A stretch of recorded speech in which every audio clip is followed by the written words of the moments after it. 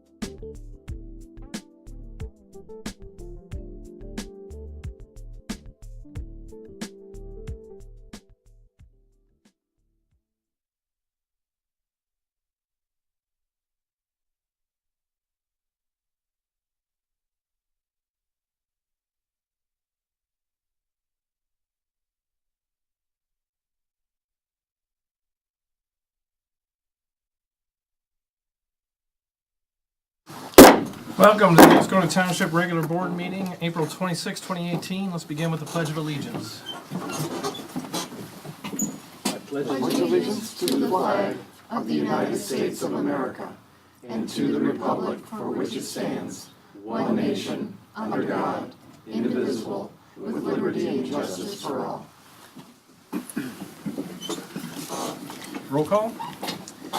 Mr. Cummings. Here. Ms. McGuire. Here. Mr. Gasky. Here. Mr. Palmer. Here. Mr. Nordine here. Mr. Byer. Here. Mr. Weed. Here. All right, agenda additions. Do we have any? We have one potential addition that involves purchase of a computer in relation to the SAW program. Okay. We'll add that under Superintendent Report, item G. Any other additions? Need a motion to approve the agenda. I move to approve the agenda. Support. Motion by Mr. Cummings, support by Mr. Byer. All in favor say aye. Aye. All opposed? The agenda is set. Next, we move into public comment. There is a 4-minute time limit for the first public comment. You fill out a card and turn it into the superintendent. And when you come up to the podium, please introduce yourself. Do we have any cards? We do. Kathy Woosterbarth would like to update the board on the NOW group.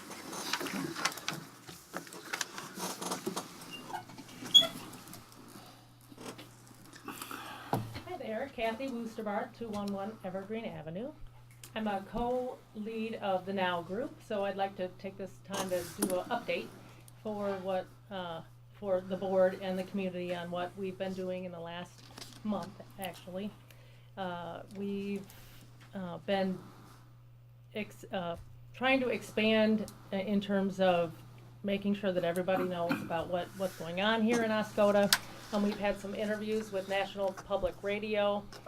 We've had an interview with the U.S. Air Force during the RAB meeting. They asked the community RAB members what their opinion was on the cooperation that the Air Force is portraying, and any difficulties that the community RAB members are having.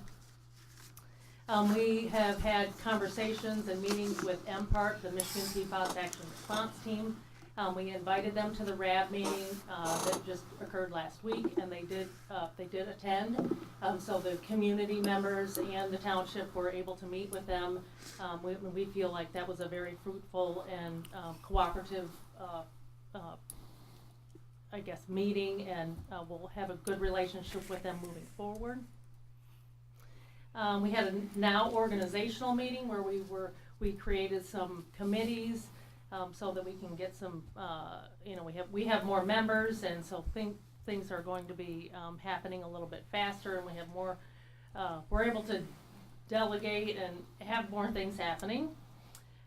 We had a, at the RAB meeting itself, we had lots of NOW members participating in terms of having public comments. We were able to give out information about the NOW group. This week we had a PFAS research team meeting with some experts with Michigan State University, Silent Spring Institute, which this group the state is consulting with in terms of possible trial methods for treatments of PFAS exposure.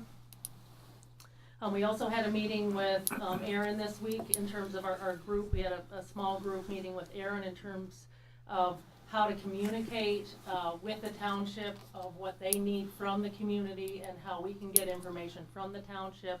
It was determined that the board meetings themselves, we wouldn't be getting necessarily long updates, maybe just bullet points that Aaron might want to share, but he would be attending the NOW meetings for us to be able to get some updates that we could have some back and forth discussions about some details and getting things in the weeds sort of during the meetings. And then lastly, this week, or actually tonight, in the last 2 weeks, we've had a WNEM reporter that's doing a story, a special story on the water contamination, and so that's actually gonna be aired tonight at 11 o'clock. So, please tune in for that. Thank you. Do we have any other cards? We do not. All right, then we move into presentation by Beckett and Rader for our park system master plan.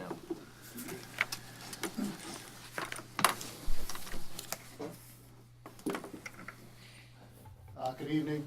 Good to see all of you again. I'm Tim Knudsen from Beckett and Rader, here to present, I guess, our final master plans for the 3 parks. Oscoda Beach Park, Fertile Field, and Kenneth Ratliff Memorial Park.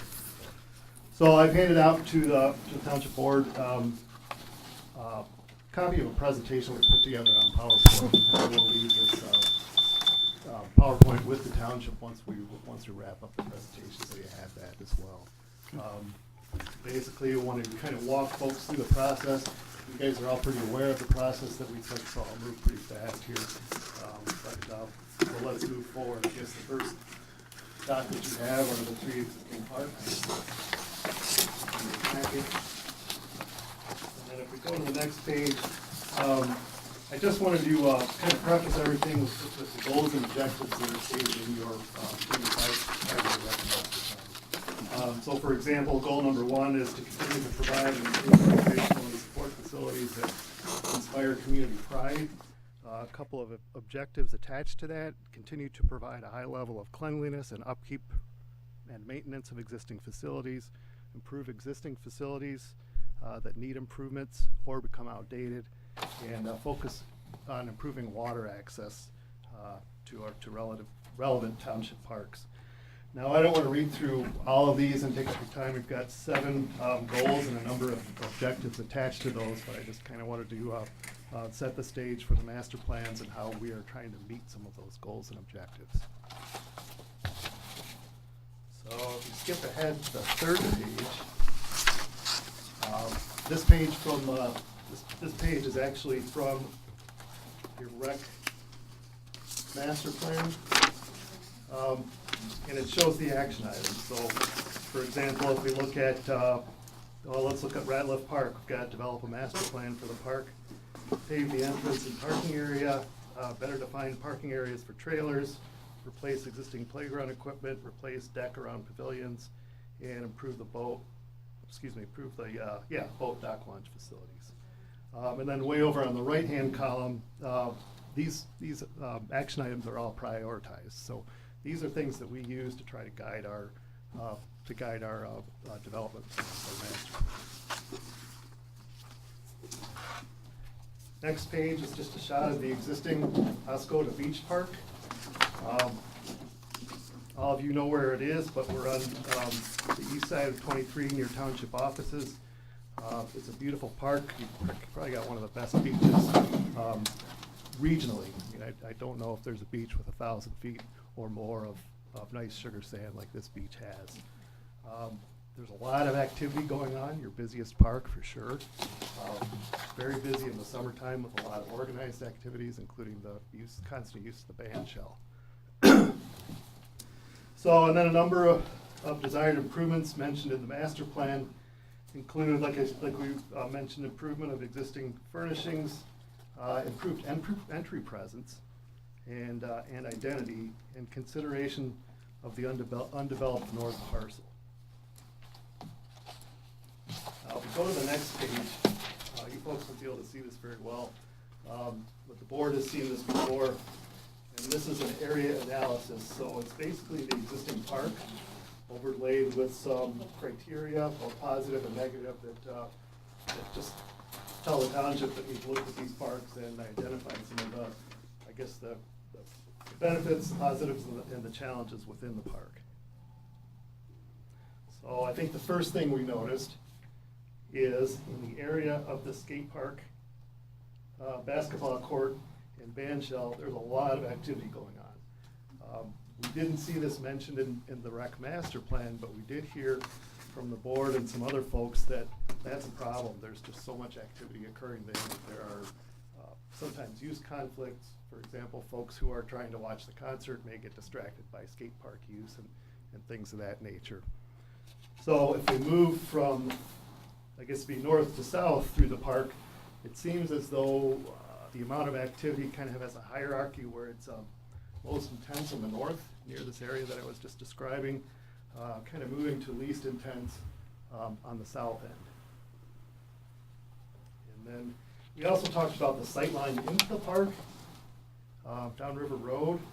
And although the band shell and the flagpole are a nice terminus to that sight line, you can see them as you come down River Road, the intersection to 23. The approach to those elements and the sight line coming forward from the park all the way to 23 could be enhanced to further draw your eye down that corridor. So let's take a look at the master plan.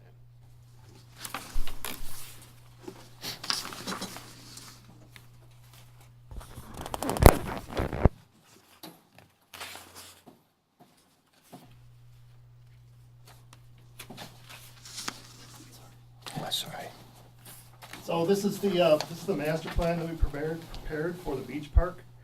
I guess moving south again, we talked about utilization of that northernmost parcel, and it sounds like the intent was to keep that as undeveloped and as primitive as possible, and try to realize some more restive activities such as bird watching,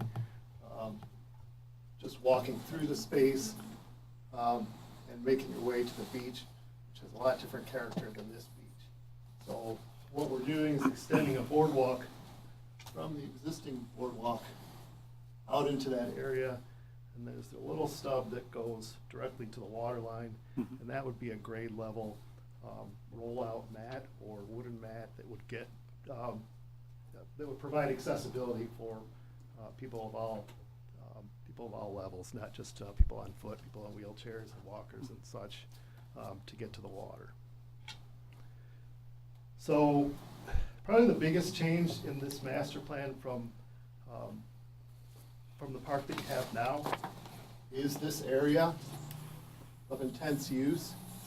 You probably noticed the skate park is not shown anymore and the basketball court is not shown anymore. Now the basketball court has moved down here. We've set it back from the road a little bit to try to respect this block of residences and make sure we don't create too much activity here. But that's where the basketball court went, and I'll get to the skate park in a few minutes.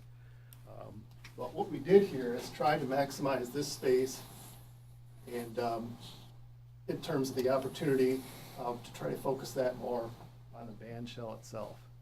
So hold the band shell over right here.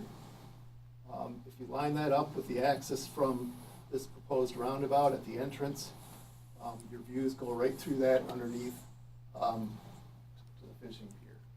So it still provide a nice focal point, but what moving it over here does is free up more space for spectators and kind of clear the space from all the activity that's taking place right now. So the light green is lawn, and then this darker green is beach grass. If we're going to have lawn here, we have to try to do something to control the sand migration excuse me, onto that lawn. And one thing you can use to do that that's not as, I guess, unattractive as a silt or sand fence is beach grass. It's pretty easy to plant. It takes hold really fast, and if you help it along, it'll really take off. So that's this area right here. And then moving to the south, thought it would be a nice idea to get a young children's playground, like a top playground. We've got a lot of playground equipment throughout the park, but it doesn't look like a whole lot for real little kids to do. This is a good location for it because it's central. You can keep a good eye on kids, and then we've got the water park right to the north here. So we've also factored in enlarging that water park, adding maybe 3 or 4 more elements, and some more surface area for the hard surface. So we talked about playgrounds a little bit, and adding to the existing equipment that you have. And so one of the ideas we had is to add some challenge course components to the existing playground in this area. We also recommend taking a look at the existing equipment to see what kind of condition it's in, to make sure there are no, hazards or dangers to the users, which is always a good idea when you go updating a playground space. Probably the first thing that should be done is to look at the existing equipment. And then, as I mentioned before, our basketball court is here. We're taking down the old pavilion and putting a picnic shelter right here, which is about, it's just a little bit south of where the existing one is. It's also set back from the road, which again tries to respect these residences a little more. So as we move to the, I guess it'd be to the west, you can see the parking is completely redone. We really wanted to try to take advantage of this sight line and a central element, which would be a roundabout, and then an idea we had with the center of the roundabout, since we're recommending removal of the flagpole and relocation of the band shell, is to place a tall ship's mast there. We could place the American flag at the top of the ship's mast, but also place some maritime flags that you see on older ships on that ship's mast. It would really draw the eye from well back on River Road. Mm-hmm. Then we would embellish that with, we would recommend taking those maritime banners all the way to 23 and adding a set of light poles on this side. So we currently are only on the south side of River Road. And you've got the double row from Lake Street westward to 23. And then from there, we've kind of split parking and segregated it north-south. Added some buffer islands to give people a sense of direction, where they should park, where they shouldn't park, to allow space for maneuvering. Same thing in this north end here. We think we're actually fitting in, I want to say it was about 15 more cars in this lot than we had previously. Let's see. Oh, this was one of the last elements to appear. But this is the piece of property of which the township owns, I guess, the majority of. And the desire was to turn that into an RV park. So what kind of RV park? We wanted something that would maintain a nice character, not a real compact park, but something that would, like I said, maintain a nice character, be attractive. So we've spaced the spaces out a little more, I guess, less densely than we could have. I think we have about 12 to 13 spaces in there. Along with that is a check-in station, a centralized trash dumpster, and a septic pump out for RV users. So again, it was kind of expressed that if we're going to do this in this location, it really needs to be something nice so we attract the right crowds, because it's going to be very visible and very prominent within the park. We want to make sure we don't disturb park users with that element. So, and then lastly, we're talking about linking the park to Lake Street with a 10-foot concrete sidewalk, which could become potential non-motorized trail, and I'll get to that also in a little bit.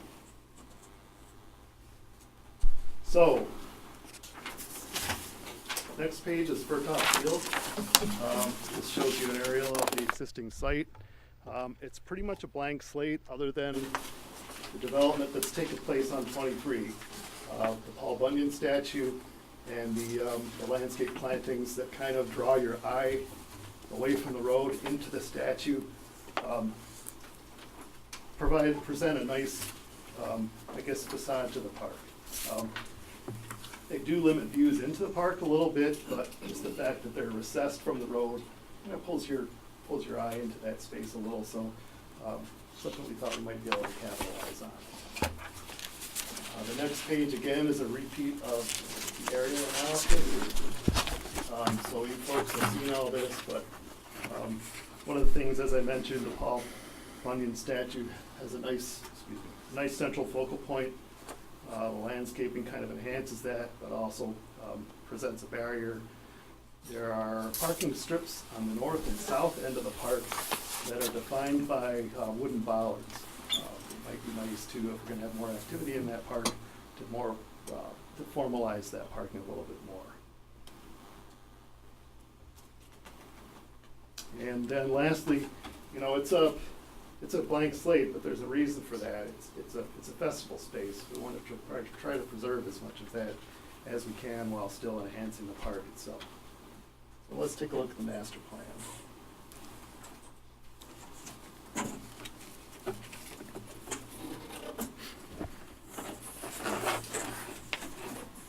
This is for Top Field, same orientation. North is up.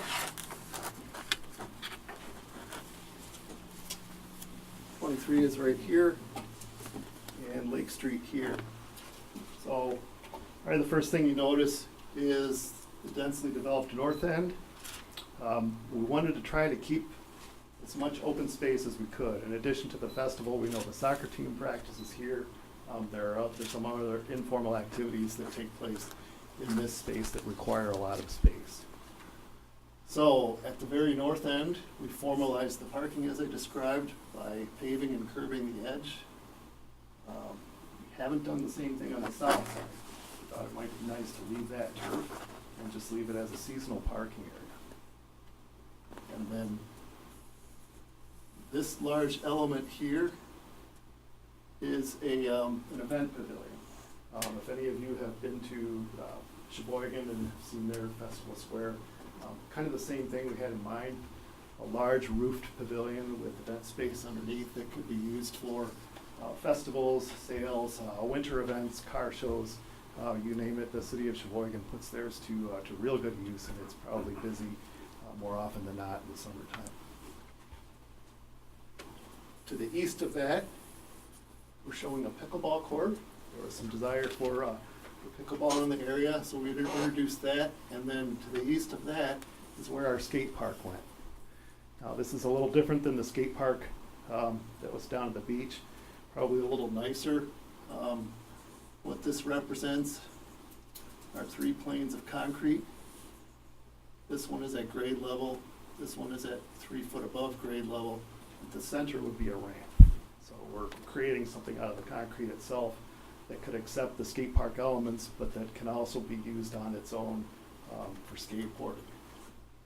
This strip along the south edge would be a grind wall where skateboarders can I guess, do their thing on the edge of that, top of that wall. We're talking about a 2 foot high wall that would follow the slope of this ramp in the center. And then on US 23, we've tried to capitalize on the idea of making the Paul Bunyan statue the real focal point, and also trying to pull views away from the corridor and into the park as much as we can. We had some of that going, and we have some of that going on now with, like as I mentioned, the landscaping and the Paul Bunyan statue. But we're pulling that all probably another, maybe 15 to 20 feet to the east. Also, you'll notice we're taking the sidewalk with it. So we're trying to make this a much more pleasant route to walk. Right now, you're right up against 23. It's probably pleasant in this direction, but you're 10 feet from traffic on the west side of that walk. So pulling the walk inward, creating an enlarged plaza around the Paul Bunyan statue. And then you can't see from where you're sitting, but the inner ring would be 2 foot seat wall on top of which the statue would be placed, and the center of which would be landscaped. So we'll get Paul Bunyan up in the air a little bit more. Landscaping again to kind of buffer that, and also to embellish this pleasant walk. And then something else we're showing is this walk here and this walk here at 10 feet. And there's a reason for that, and I'll get to that up towards the end here. Center point here would be a drinking fountain, Then this triangular space here, we decided to place a themed playground for younger kids, obviously themed around Paul Bunyan. Back to the purpose of this 10-foot walk. You probably remember me mentioning the 10-foot walk coming down to Lake Street from the beach park. Right here. These two parks are two blocks away from each other.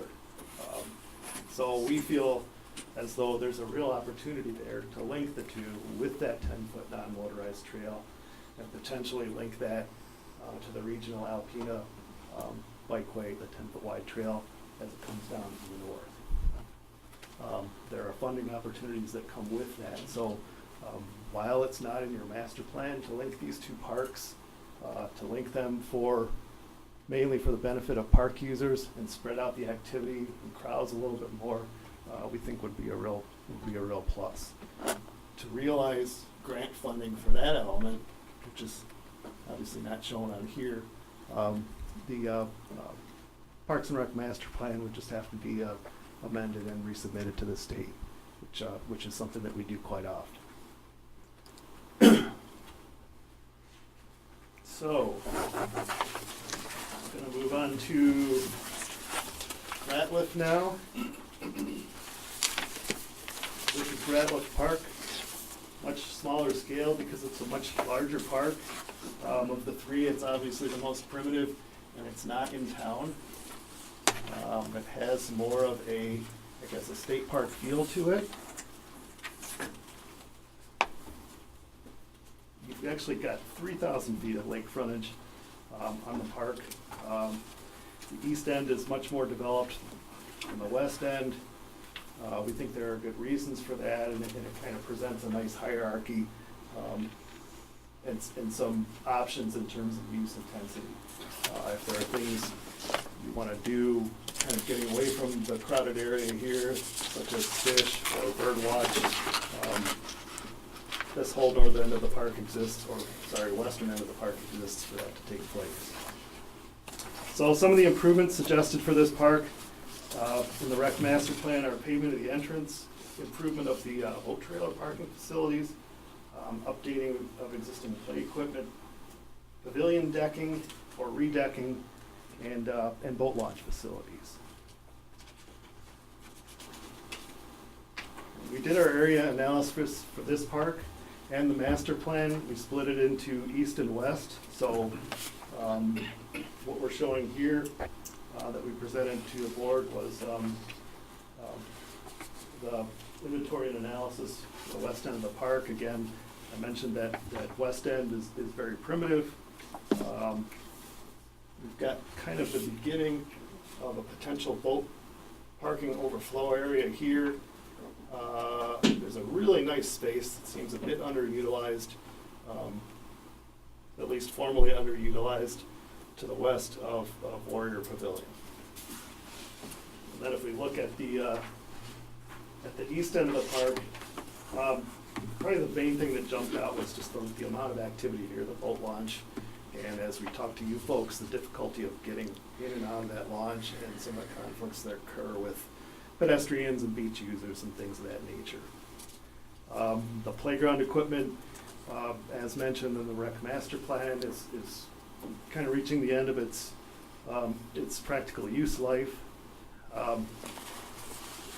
Again, a very nice beach. It might be nice to get some better, use and space separation by enhancing that with some landscape plantings to buffer it to the adjacent spaces, particularly the driveways on either side. And then as we move to the east of the park, there's a very nice pavilion with large deck. There was some question as to whether all of that deck space is used, but whether or not it is, it appears as though the decking and the boardwalk and retaining wall that supports that boardwalk along the lake are also reaching the end of their lifespan. So just some of the things that we mentioned in inventory and analysis of that space. So, taking a look at the master plan.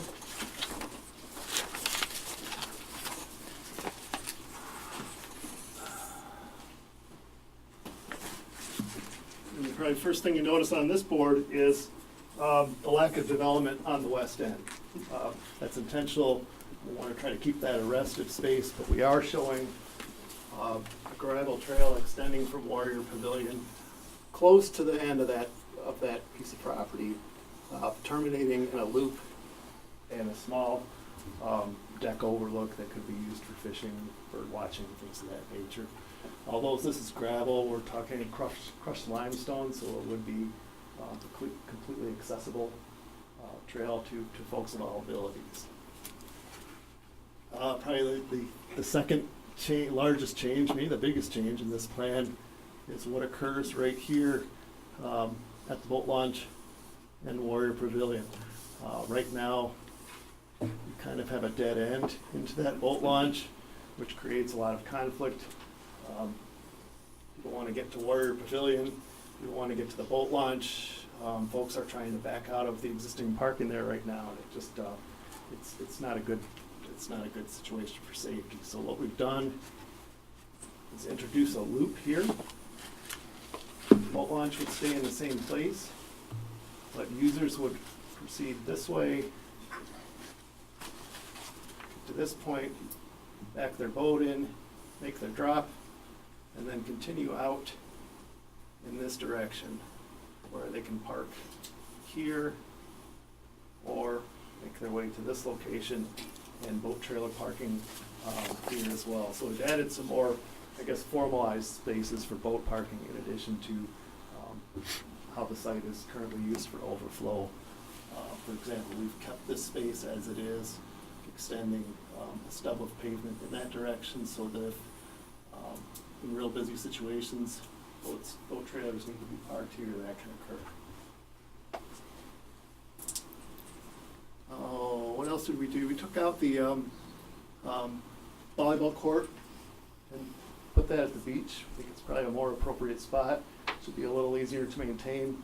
But another thing that lets us do is clear up this whole area for event space. It sounds like it's something that is in high demand, especially around the pavilion. So we wanted to try to facilitate that. And these green circles here are just shrub plantings, again, to try to get some better separation between the road and pedestrian traffic. So, the right board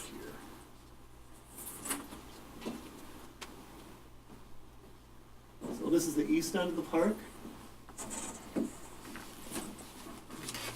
Actually, that's the east enlargement.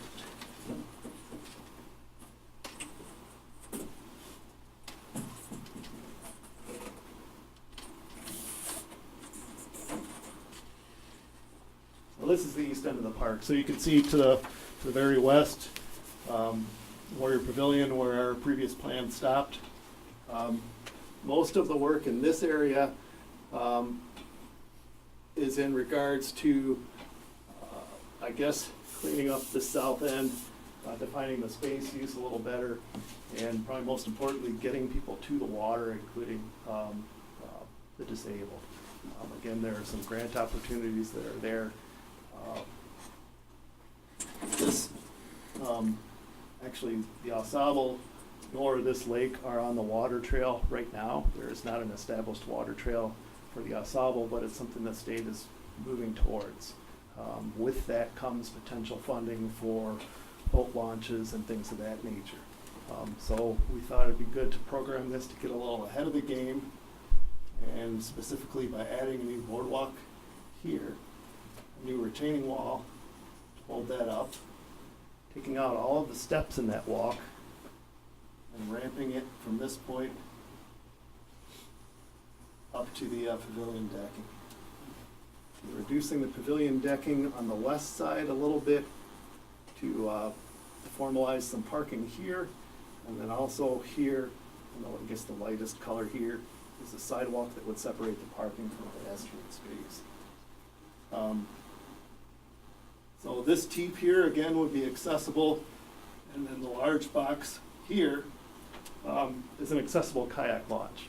There are a couple of manufacturers of these. One is in Michigan, but it's a prefab PVC and metal structure that again gets disabled folks from the pier into their boat safely and into the water. And again, that's another item that kind of opens up some funding opportunities. And then lastly, we're proposing paving the road from here, introducing a turnaround loop, but leaving this end open for event space access or for boat trailer parking access.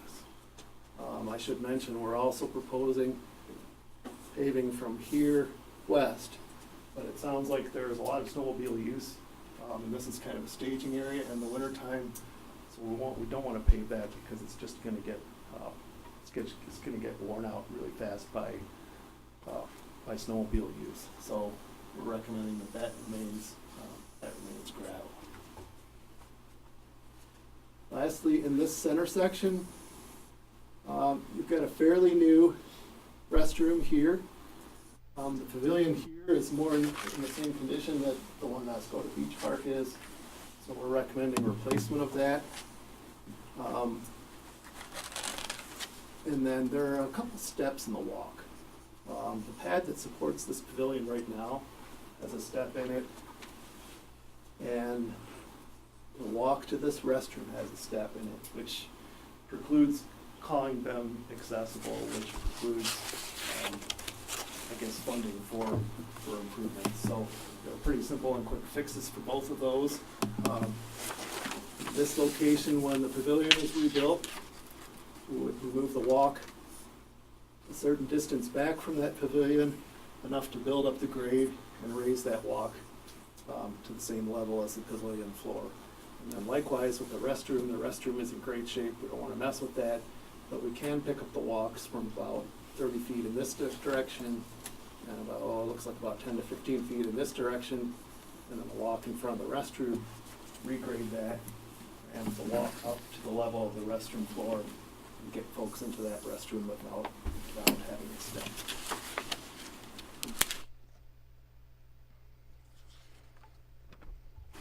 So, the next page shows you master plan goals, objectives, and action items as they pertain to the park. Kind of revisiting the 2 pages that I showed you at the beginning. Oscoda Beach Park Master Plan satisfies goals 1 through 3 and potentially goal number 5. The action items that are fulfilled are resurfacing of the basketball court, fixture improvements, an improved entrance and entry presence, development of vacant beachfront land, which would be that very north parcel, development of the RV campground, bird watching opportunities, and new playground equipment. For Furtaw Field, it satisfies the general goals 1, 3, 4, and 5. There weren't a lot of action items. In fact, really only one for this park since it's such a blank slate, and that's to develop a future use plan or master plan. And then with regard to Ratliff Park Master Plan, we're satisfying goals 1 through 3, and then a number of action items. So we're developing a master plan for the park, paving the parking area and better defining the trailer parking, replacing existing playground equipment, replacing the decking around pavilions, and improving boat launch dock facilities.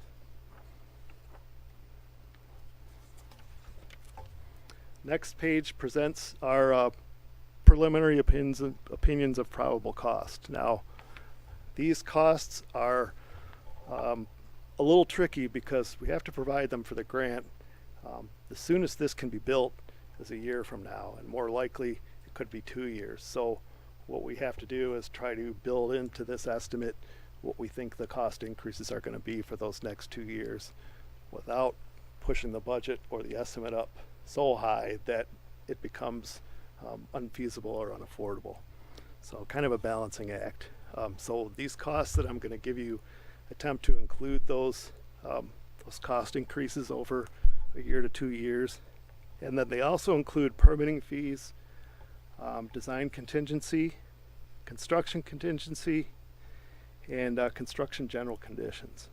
So the estimates are comprehensive and pretty much all inclusive in terms of not just construction but design and engineering that will be required to get you to that point. For the beach park, our estimate was $1,282,550. For Furtaw Field, we were estimating at $1,051,100. And for Kenneth Ratliff Memorial Park, we've estimated the improvements at $1,416,880.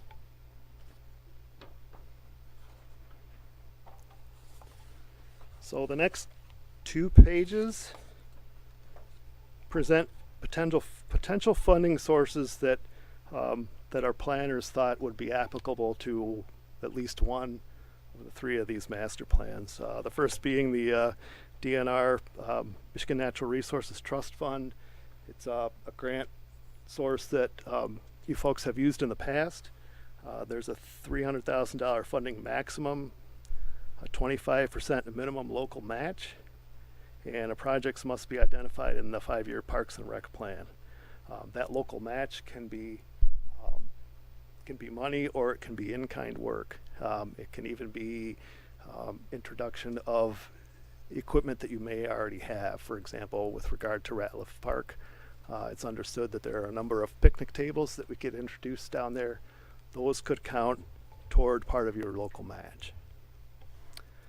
The next opportunity is MDNR waterways. This pertains mainly to Great Lakes waters and I believe it's natural rivers, neither of which we have on any of the sites except for Oscoda Beach Park. But this is a funding source that could certainly be tapped for the beach park, particularly the work to the north of the beach park where we're developing that northernmost parcel. Third opportunity would be the MDOT Transportation Alternatives Program, or TAP. There's a 20% minimum local match required. Projects, again, must be identified in the 5-year Parks and Rec plan, but this is a revolving grant opportunity, so you can submit at various times throughout the year. There's no annual deadline like there are with the DNR opportunities. Excuse me. So next we have a USDA Community Facilities Direct Loan, which requires a 20% minimum local match. It does not appear that there's a ceiling to that per se, and projects must be identified in the 5-year Parks and Rec plan. And then I guess some alternatives to grants are capital improvement bonds. This requires a right of referendum and may require a vote of township electors and cannot exceed 5% of the SEV of the township.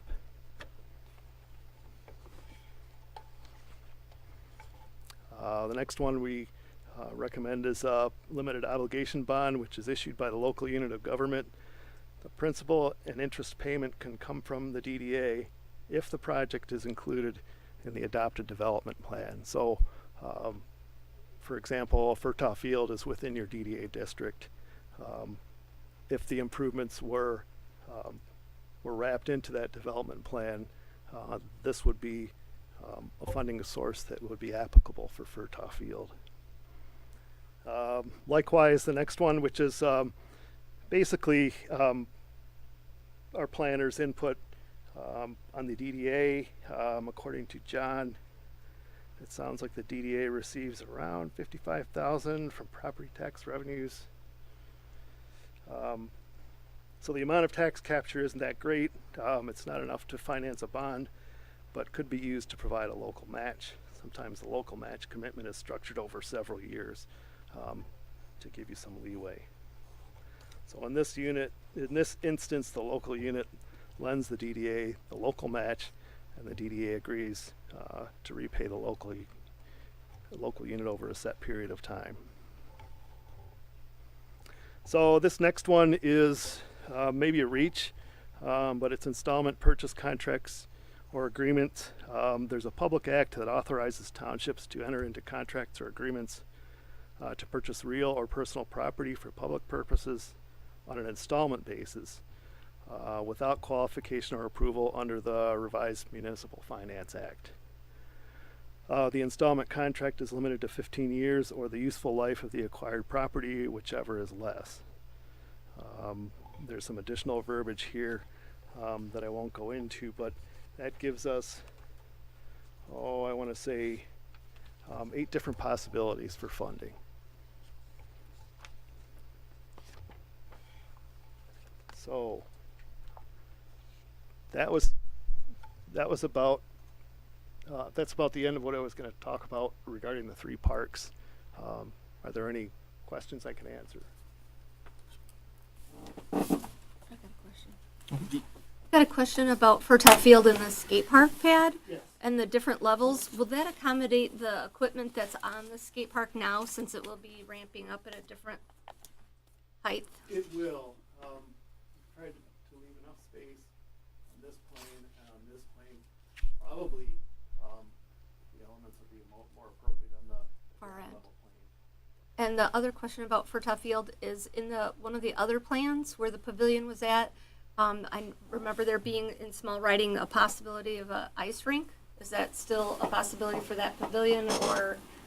It's a possibility. It's not in the estimate, and we kind of backed off from that based on, I guess before this winter, what the weather's been doing, and the cost of installing a chilling system, which is really what you need to maintain an ice rink, outdoor ice rink in Michigan.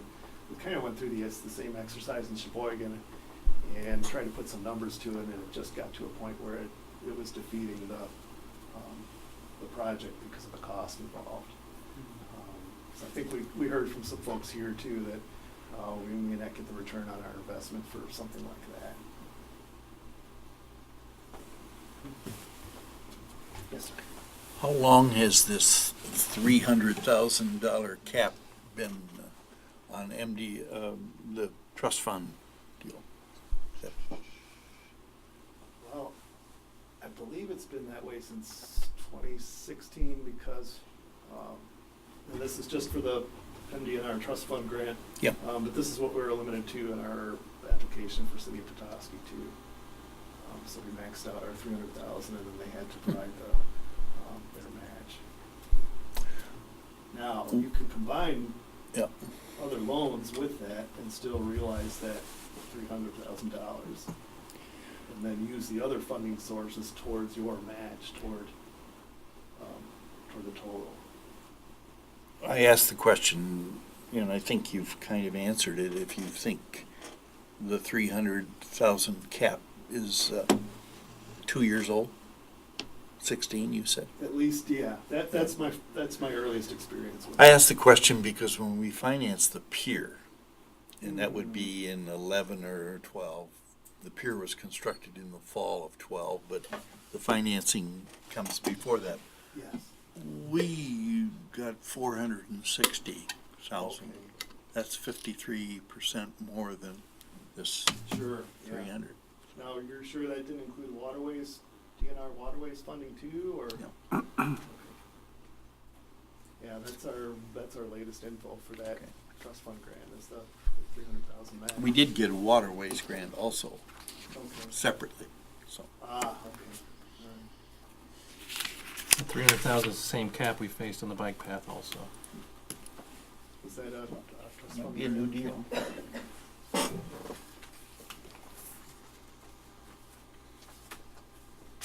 Any other questions? Thank you very much. That was Thank you. a great presentation. Thanks, and I'll Yeah, leave thank these you. with you, and as I said, I'll get the copy to you as well. Thanks a lot. Thanks very much. Thanks, Tim. All right, moving on to the consent agenda for the minutes. We've had several meetings this month, so we have the minutes for April 6th, April 9th, April 13th, April 20th, 21st, and 22nd. Any questions regarding those? Yeah, a couple of things. And I don't, the first thing doesn't involve a change or anything like that, but April 9th, I just want to say, when it talked about televising the RAB meetings, and I was the lone no, and you might remember the reason was that the TV boss, for lack of a better word, and I think he was sincere, offered to charge $1,000 for two instead of $575. And I thought we were just kind of throwing away $150. So that's the reason for my no vote. That doesn't show up here. I'm not against televising RAB meetings. I just thought we had a better price. And the second thing is, and this is more important, I think April 9th still, and this is page 3, in the middle of the page, I think we have a error with the cost of the pickup truck, maybe $10,000. Did we pay $32,815 or did we pay $22,815? I think you're right. I think it was 22.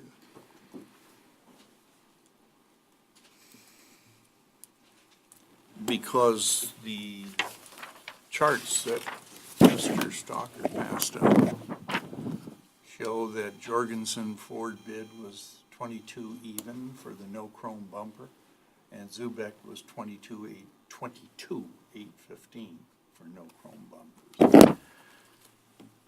So I don't know. You guys decide what's right. Seems pretty open and shut to me. I don't know, so I can make that change. Okay.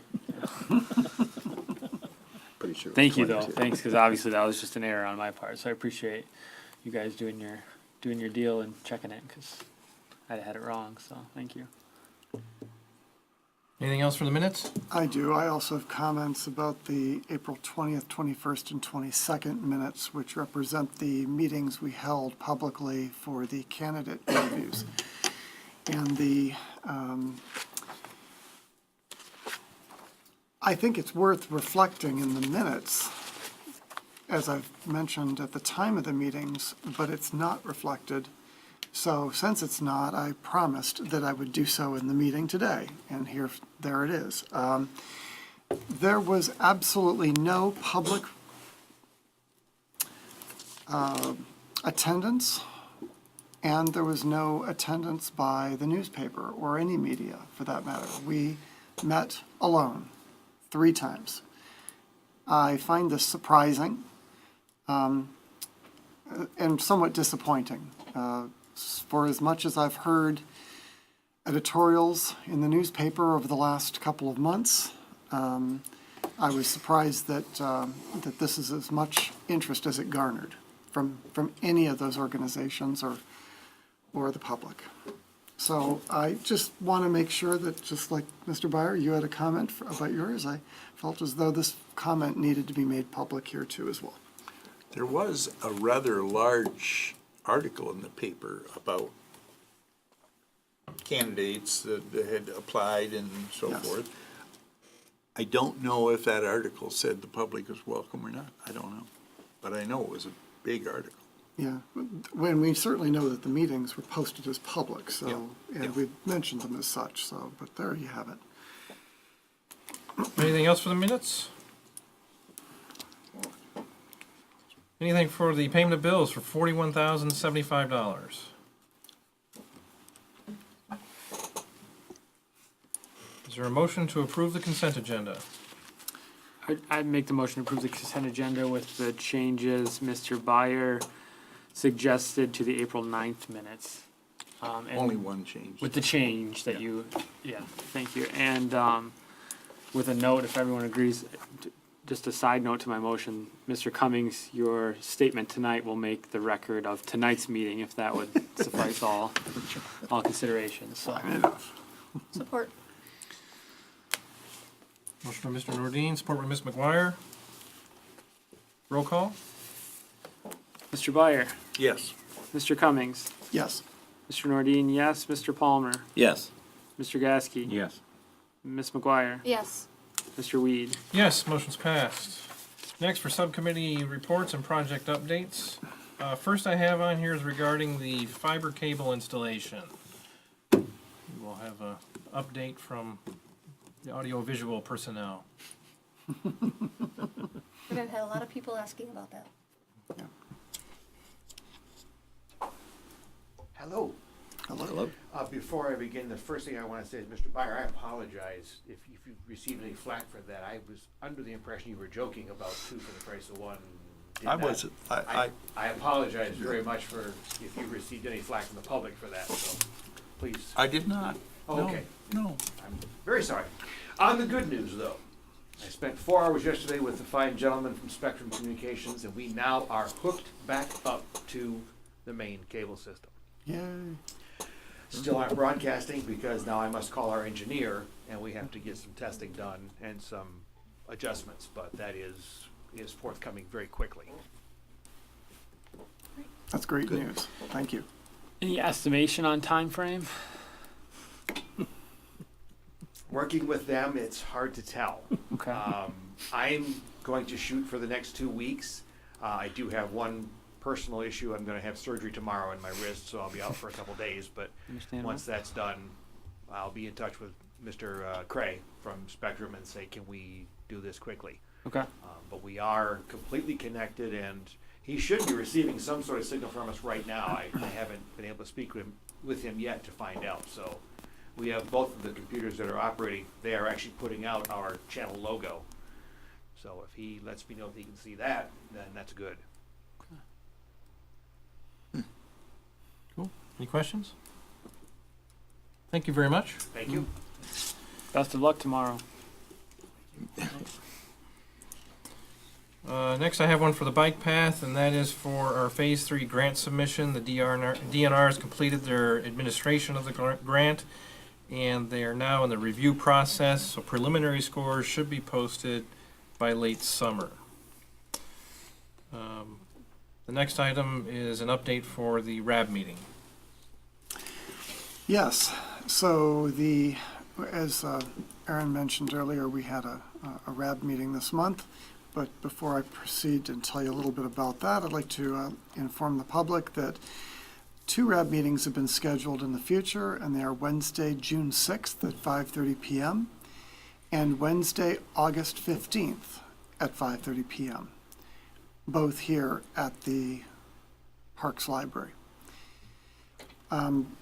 I did want to make a point, though. Kathy Wisterbarth, Arnie LaRiche, and Greg Cole, thanking them for their work on the Now. I think that it's the work that we're doing is good. What we're trying to accomplish is good, and the fact that we're getting this information out into the community and into the public is great. I wanted to recap or share the recap comment that I made at the end of the RAB meeting with you now as an update to the RAB. You know, the last meeting I wouldn't characterize as particularly honest or collaborative. I felt that the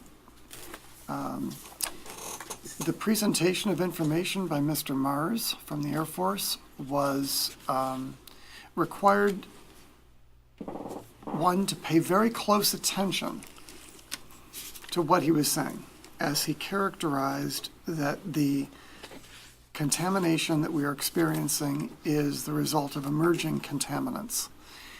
And as I pointed out, as I said, I'm going to repeat it here and now, that characterization is just utter ridiculousness. We have been testing for these contaminants, PFAS, since 2001 by the MDEQ. 17 years is hardly what I would call emerging in any definition of the way thinking of it, unless we want to think of it in terms of the time frame of ice ages or something. But this is just ridiculous that we're trying to sham the community in a RAB type forum with this kind of a characterization. We look to him as a representative of the Air Force, and I really do believe that he is undermining his credibility and the credibility and integrity of the Air Force. And finally, I do want to say that there are some comments that he has made during the meeting, which I am going to be taking to some of our government leaders, and I will update you on more about that later. Enough on the RAB. Okay. Do you have anything regarding the RAB? Only to highlight that during the RAB meeting, there was a letter read by Ms. Witzer Barth about from some of our congressional delegates. I'm not going to get into it in detail, but I just wanted to make the public aware that that letter was written by the delegates to the Air Force, and people, the residents, can make of it what they want. But I was encouraged by it. So. I had one question. The August meeting, is that tentatively for the opening of the new GAC plant? You know, he didn't say that, but he intended that would be around the time, but we don't know this for sure because, of course, the date of that, Right. we're not even finished trying to break ground as the weather got in the way for us. So, Right. I was just yeah. wondering if they were kind of There's shooting a for hope. that as a time. Okay. Yeah, I made a joke about us buying a bottle of cheap champagne and breaking it on the door as a maiden voyage. Yeah. All right, I have an update on some communications we had with the Air Force. We met with, or a teleconference with their few Air Force representatives and their attorney. Again, we met a very two-sided situation where they would tell us, we want to work with you, we are here for you, let us know what you need, we will try and do what we can for you. And when we said put that in writing, they said, we're not going to do that because we don't know what the laws will be like in 30 years. And I said, well, you guys in the past have done some things that have conflicted with that you want to help us, such as when we had the stormwater problems, storm sewer problem over the villages of Oscoda where they refused to help. And I mentioned that if they want us to follow the laws written 30 years ago, why would they have a problem following anything 30 years from now? We'll see what happens. Waiting for an update regarding the access agreement for the GAC plant.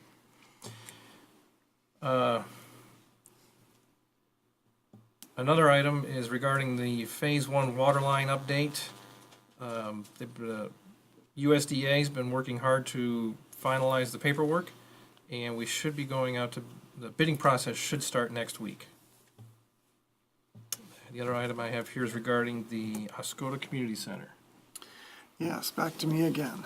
So, as mentioned in the last meeting, there is a spring fling concert scheduled at the OCC for Saturday, May 19th at 6:30 to 9:30 p.m. This is the flyer that you will see around town. And this particular Spring Fling concert has 3 different types of tickets. There is bleacher seating at $5 per person. There is $10 preferred seats per person. And there is also a discount for families at $20 per family bleacher seat. So this is going to be really, I think, a very good concert, and it also speaks to the survey that we did over the summer that we released last fall, where we discovered that there was incredible interest in using the OCC as a venue for entertainment and for potential band and concerts. So here we have our first, and at least the first, maybe not in the history, but the first since the survey. It's going to be, like I said, 6:30 to 9 o'clock, so it's a fairly good-sized concert, long concert. And the people coming in have, presumably from the subcommittee's report, they're very good. They've heard them before, so I think this stands to be a good experience for everybody who shows up. There's going to be dancing. It's all ages are welcome. They're going to have a variety of music from jazz, swing, big band, and other, and there will be refreshments provided. And the tickets are available at the OCC, and this was unclear at the time of this morning's meeting, but also available through one of the offices in Township Hall I think I would start with potentially Tammy in the administrative office and find out which office is actually taking the money and giving out tickets. That's it. Okay. Anything? Questions? There was one last, I just realized, one last item, and that was, I mentioned in the, at one of the work sessions, it was discussed again today, since this is when we last met with the OCC this morning.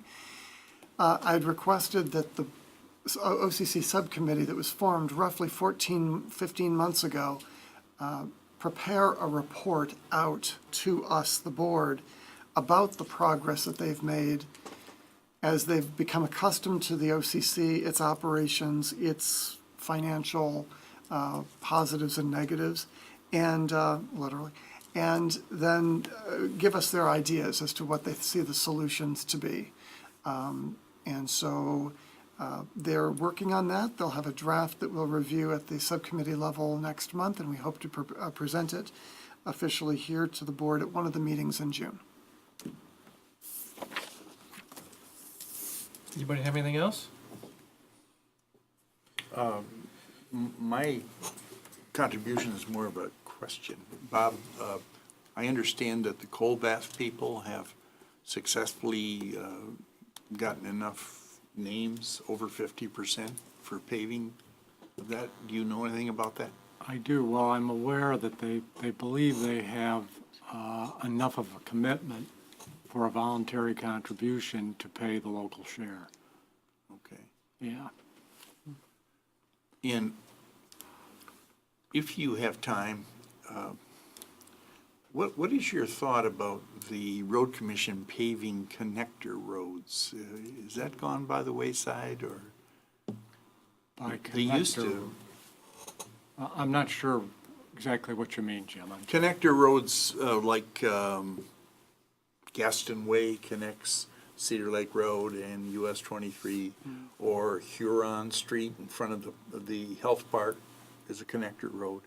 But the one I'm really concerned about, it's coming apart, is Interlake. It's the same thing, Cedar Lake to 23. And in the past, the road commission always accepted that as their responsibility. Primary roads and connector roads. I think the connector road connection, Yeah. is to some extent an informal kind of a thing. I believe they got a grant, or there was some special circumstance with Gaston Way, as I recall. We certainly can make inquiry in that regard. That's all I'm asking, Yes. is if you would check, you know. Yep.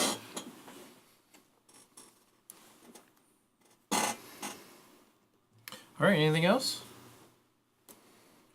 Then we'll move on to the reports. First is Code Compliance Officer Employment Recommendation.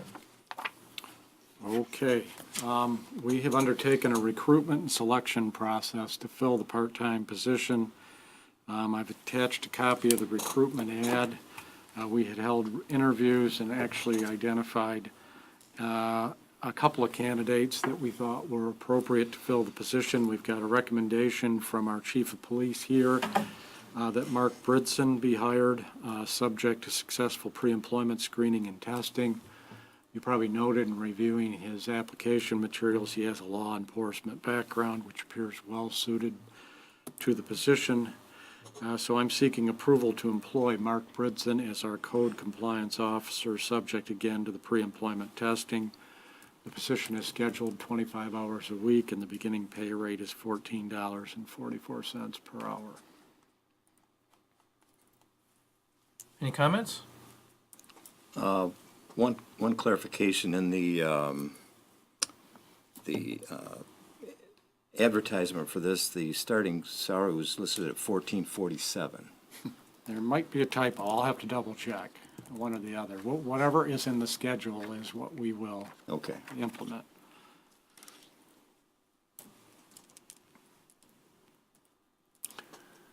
I presume the typo is in my report, but I make a motion that we go ahead with employing Mr. Mark Bridson as our part-time code compliance officer. Support?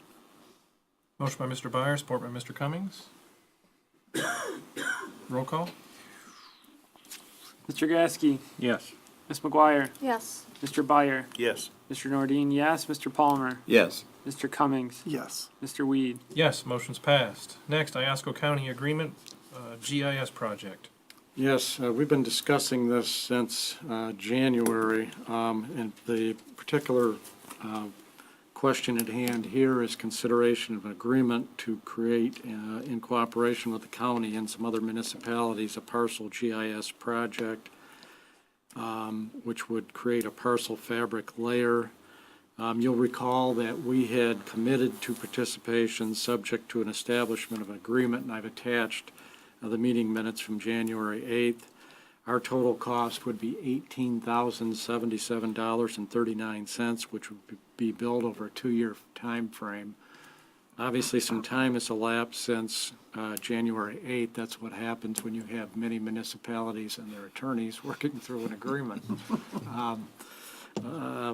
But I think we are close to, if not looking at the final draft of the agreement. So what I'm seeking from the board this evening is approval for the supervisor and clerk to execute the agreement subject to any changes as suggested by our attorney. I think that's going to be unnecessary, but I'd like to maintain that flexibility in case we get some feedback. Comments? Just a question again. This is the photographic mapping of the county business. Is that right? Correct. Okay. I think we've already discussed a topic similar to this already at the board level, yes? Is that right? That topic was regarding what portion we were gonna do as a higher resolution that was just unique to Asable and Oscoda. This right here is for the county-wide project of this GIS. I see, okay. So ours dealt with just photographs. This one will deal with lower resolution photography and implementing all of the parcel lines. And the county will fold in the higher resolutions that we're having done. Correct. Correct. And is, or I should say, are all other municipalities in the county paying their portion of this then, or? That I am not certain of. There were a couple of smaller municipalities that were a question mark. I see, okay. And I presume the county would take care of that. Yeah, we are not paying. That'd be Fair enough. bottom line there. Thank you. Anything else? Is there a motion? Well, then I move that we approve the township supervisor and clerk to execute the agreement with the Oscoda County relative to implementing the parcel GIS project. Support. Motion by Mr. Cummings, support by Mr. Palmer.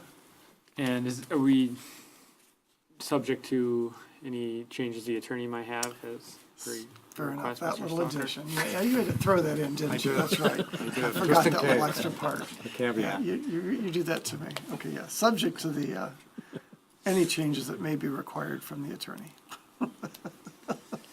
Roll call? Stay on my toes with you. Mr. Palmer, Yes. Mr. Byer, Yes. Ms. McGuire, Yes. Mr. Cummings, Yes. Mr. Gieske, Yes. Mr. Nordine, yes, Mr. Weed. Yes, motion's passed.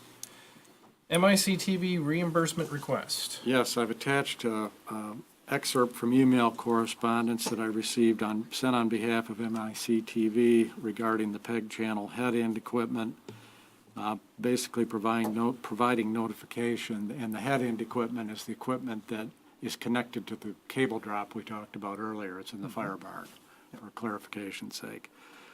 We had talked about this back in October, and the thought was at the time the cost was not going to exceed $2,000.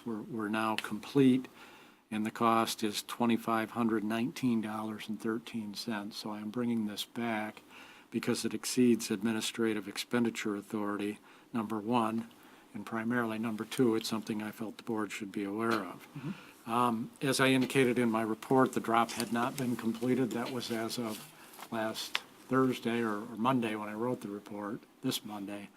That just happened yesterday, so things have changed since then. So basically, I'm looking for approval to reimburse MIC-TV the full amount that they've expended for that head-end equipment, which is $2,519.13. Comments? Of course, I have a question. So just I wanted to make sure that there was clarity and around what the additional $519.13 pertains to. The extra money is because the original location we were going to put the drop in had to be changed. I see. We now have the equipment in the fire barn itself. Right. That necessitated us buying a rack to protect the equipment from overspray from the hoses. Right. Good To idea. where it's actually located. And there was one other small piece of equipment we had to put together, and both computers had increased slightly in price from the quote time until the actual purchase time. I'm sure there wasn't anything untoward involved. I just wanted to make sure, since it hadn't been clear here and we didn't know as a board, so I wanted to make sure it was understood by the Completely public. So thank you for that explanation. Any other comments? Is there a motion? Yes, I'll make the motion that we go ahead and pay MIC-TV the $25.19.13 to get things moving along. Support. Motion by Mr. Byer, support by Ms. McGuire. Roll call? Mr. Nordine? Yes. Mr. Palmer? Yes. Ms. McGuire? Yes. Mr. Byer? Yes. Mr. Cummings? Yes. Mr. Gasky? Yes. Mr. Weed? Yes, motion's passed. Next, River Queen property use request. Yes, we received a written request recently submitted on behalf of the River Queen to utilize the Footsite Park property to dry dock the boat. This happens, I think, approximately every 6 or 7 years. They use the east end of the property where the beach is. It's a required inspection by state regulators. The difference this year is we are much closer to the water sports season. My recollection is typically it's been after the season, not before. Right. And we are approaching ice out and watercraft in time. So that does raise a potential concern from a timing standpoint. They indicated that they're going to remove the boat as soon as the ice goes out. So that's their intent, have it inspected and get it off the park property as quickly as possible. Having said that, we might want to consider attaching a time frame to removal of the boat, if that's of concern. Certainly, we could work around it, but it would seem advisable to have some parameters in place. To that end, we might consider establishing a formal lease agreement. We have done that at some times in the past, requiring fencing and signing to discourage trespassing, that kind of thing.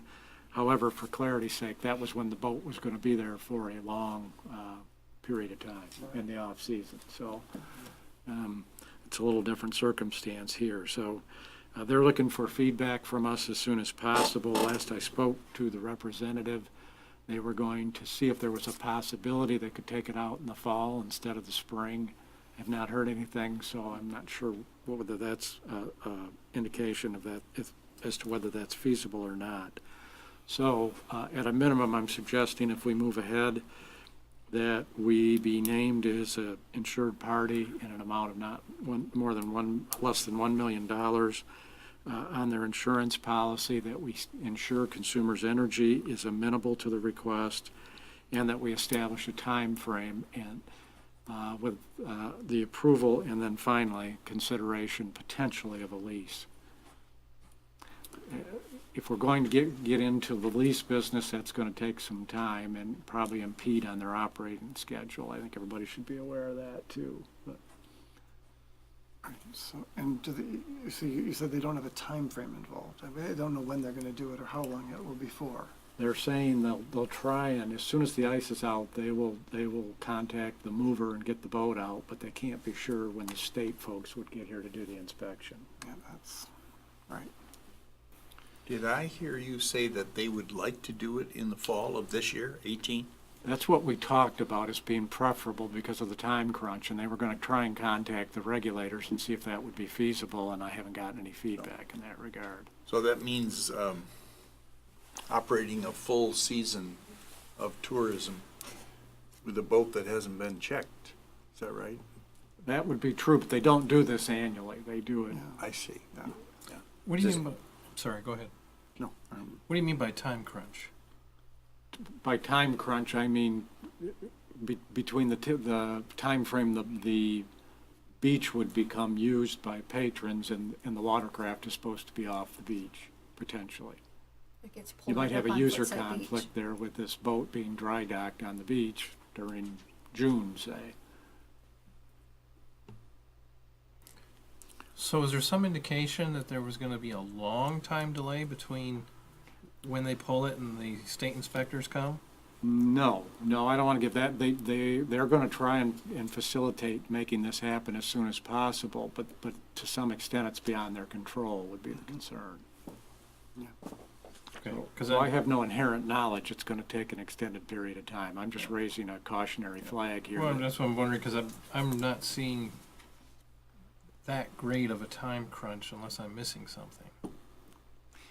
I think it maybe time crunch might be the wrong characterization. You just mean it's just a, like you say, it's a, you've got two users in the same proximity. Like, yeah, you've got the large boat potentially sitting there while people are trying to get water. No, I Craft understand, but I don't, is it, you know, if it encroaches slightly into the active use of that beach, is it that significant of an impact? Well, that's a value judgment. I mean, it's going to be It takes up elevated quite a bit and- of the beach. I'm sorry, what was that? It Jim? takes up quite a bit of the beach. Yeah, it's a big boat. And I know one gentleman that owned it before these people did. They did an inspection like that, and the state wouldn't let it put it back in the water until they corrected it. So that was another, I think it sat there a month, dry docked on the shore. That was my concern, is that I know the inspection won't take probably a day or two, but if they find something wrong, then it has to be corrected, and that could be some Some, time. that don't take overnight fix either. No. Well, I'm concerned. I mean, I think that the riverboat cruise is a really valuable amenity to our community. It draws a lot of attention, a lot of tourism. Yep. I think we should be as accommodating as we can be with these people. It's a big plus for Oscoda. I'm wondering if some of the things that you have here are brand new this year, like $1 million in liability insurance, fencing. The insurance requirement's always been in place. The fencing, I don't believe were required last time. We have previously, based on the then board's discretion and how long the boat was going to be on the property. So they've been paying $1 million insurance before.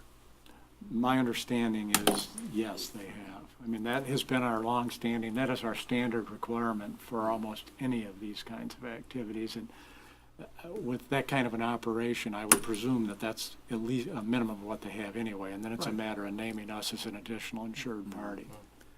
And checking in with Consumers Energy is a normal thing that we've had them do in the past? I believe so, yeah. I believe so. Okay. Because they are ultimately our landlord and. Yeah. Well, I'm not fighting these things. It looked a little bit possibly like we're coming up with 3-4 things all of a sudden, bang, this year, and the time thing that we've just talked about. And Yeah. I don't want to hit them too hard. I want to be safe, of course, for the public and in the township, but. I know when they changed the engines, Jim, a while back, they fenced that off because they Okay, had to stay there's- on dry dock quite a while. Okay, so there's been fencing. Fencing there before, yeah. I'm not sure if it's these owners or it's the previous owners. I don't think we have time for the lease agreement. No. That's Right. just impeding the time crunch already. Yeah. I don't mind doing the things that you've asked, Bob, or outlined, but maybe perhaps give them a few more days past May 15th, since the holiday weekend isn't till the last weekend, Yeah, until the 31st. I'm good with up to May 30th. Yeah. that's Plus, fine. it would seem that it would be beneficial to them to get it back in the water as soon as possible. Sure. So, I mean, they're Exactly, John. Okay. right along with us, yeah. I'm sure they don't want to sit on the beach anymore. Exactly. It has to be. Is there a motion? Well, then, I think I'm going to make a motion here that's slightly different than what you've suggested, but that I think the motion, practically speaking, should be that I move that you have the ability to negotiate this with them and not to impede the their ability to get this resolved quickly by adding additional costs or concerns around fencing, unless there is an indication made to you that there's going to be a longer term for this boat to sit on the beach. And that if whatever we have done in the past with this $1 million, we'll have that again, but let's not get into an agreement that we need to write from scratch. That, this is really not any different than we've had in the past. So I guess it's kind of like a long-winded motion here.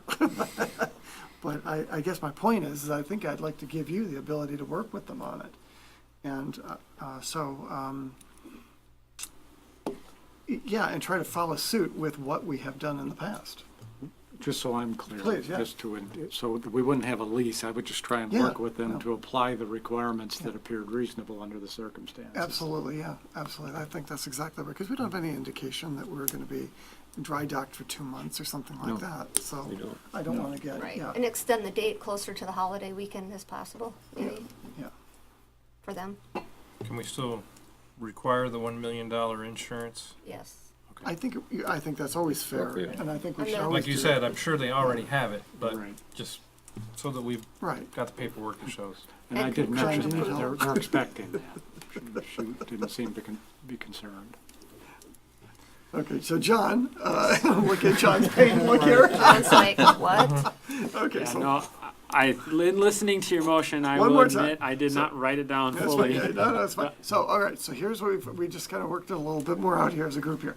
So, all right, so then I move that Mr. Stalker have the latitude to negotiate with the owners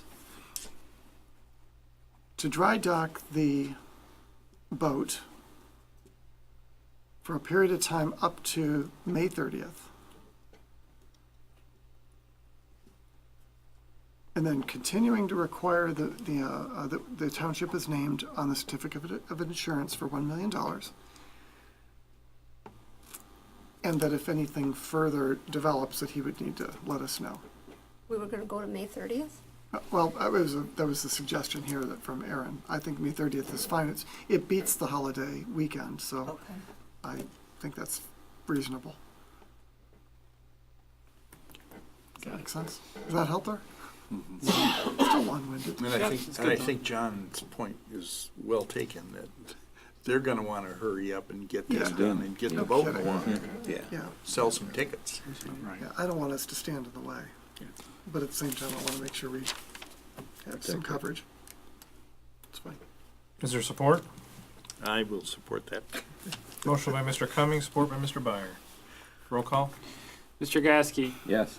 Ms. McGuire, Yes, Mr. Cummings, Yes. Mr. Byer, Yes, as long as I don't have to repeat it. Me too. Mr. Nordine, yes, Mr. Palmer, Yes. Mr. Weed. Yes, motion's passed. Next, the Oscoda Airport Authority Brownfield Application Support. Yes, I was recently contacted by a representative of the Airport Authority. They're going to be submitting a brownfield redevelopment grant application, and they need to have, as part of the process, support expressed on behalf of the township through its chief executive or appointed officer for the application. Also an indication that the project would comply with zoning. And what we're talking about here is a site where a hangar could be constructed, I am told. And what the Airport Authority is trying to do is get funding to do a BEA and, if necessary, a due care plan so that they can clear the way in terms of some of the potential environmental concerns for a prospective developer. So I've drafted a letter intended to be responsive to the request for support. I'm seeking approval for the supervisor to execute it as our chief executive officer. Comments? Is there a motion? I'll move that we approve the supervisor to execute and transmit the attached letter. Support. Motion by Ms. McGuire, support by Mr. Gieske. Roll call? Mr. Byer, Yes. Mr. Gasky, Yes. Ms. McGuire, Yes. Mr. Cummings, Yes. Mr. Palmer, Yes. Mr. Nordine, yes, Mr. Weed. Yes, motion's passed. Next, Oscoda Township Sanitary Sewer Treatment Contract Amendment. This goes back to the discussion late last year about the river crossing connecting our sanitary sewer system to Old Mill Estates in Oscoda Township. You might recall that there was a new connection point proposed on the Oscoda side. The board had approved that connection point in a special meeting, as I recall, subject to establishing an acceptable agreement amendment. Subsequently, questions emerged about the viability of that new location, so we set aside the agreement. And then Oscoda Township was able to reach agreement with the property owner allowing for the connection, and they were confronted with a situation where the contractor had a very limited window of time to do the work. And if they hadn't done it within that window, it would have been a matter, as I recall, of a month or more, a couple of months before they could get back. So I conferred with the supervisor, and a determination was made to advise Oscoda, you can go ahead and make the connection, but you are still going to be bound by the requirement to become a party to an amended agreement. So I've now had this agreement prepared, sent it to Oscoda. I'm told it looks acceptable, subject to their board approving it. So it's being presented this evening for this board to consider. Also, subject to concurring approval of Oscoda Township. And any changes deemed necessary, again, by our attorney. And the reason that caveat is in place is there's a question, if you look at the agreement, one of the parties is the Oscoda Utility Authority. I think that's a carryover from one of the older agreements. It's probably not necessary, so we want to explore that question and potentially eliminate that. Comments? Is this to the original spot, This or is, did they move it back south? they moved it, they moved, it's the original new spot to the north. The north end of the parking lot of the bank? Or the south end of Gilbert's parking lot? The latter, the Okay. south end, yes. All right. So That's the the thing, original. the thing we're lacking here with the agreement too, that I've asked them for, is a map which shows the new connection point. Because the Good. agreement makes reference to an attached drawing. Anything else? So you're saying that the work is being done or has been done? It's been done, It's been done, okay. So they have a flowing sewer now? they do, Okay. yes. Good thing. Is there a motion? Well, I'll move to execute the second amendment to the Oscoda Oscoda sewage contract, subject to attorney approval and approval by Oscoda Township. I'll support it. Motion by Mr. Palmer, support by Mr. Weed. Roll call? Ms. McGuire, Yes. Mr. Cummings, Yep. Yes. Mr. Gieske, Yes. Mr. Nordine, yes, Mr. Palmer, Yes. Mr. Byer, Yes. Mr. Weed. Yes, motion's passed. Next, SAW grant computer purchase. Yes, on the board table is a it's an estimate, a cost estimate, actually. I have the communication. And the estimate was communicated to us by a representative of Spicer Engineering working on the SAW grant. The grant provides for computer equipment, and we had advised that we would prefer a laptop. And we provided some specifications to them for the laptop, and they're wanting to order this piece of equipment by the end of the week. So the specific machine is a Lenovo ThinkPad P51, and the cost is $2,452.46. So we're looking for authorization to allow Spicer to go ahead and purchase the equipment as part of that grant. I will note that I am trying to talk with them regarding the sales tax that's listed on here, and regarding if there's any government discounts associated with this. Hopefully we'll know in a few days, so if anything, that'll be the maximum cost. Okay. should be exempt from the sales tax. I'm the last guy that should be talking about this, but I've heard a lot of you really unhappy with the Lenovo brand. Is that These are a different level of Lenovo brand. It's a consumer grade. The one that's on here is a more of a commercial enterprise type grade.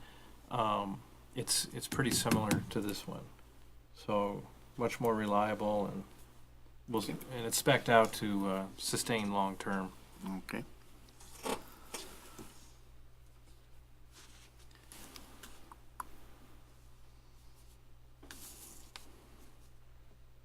Any other comments? Is there a motion?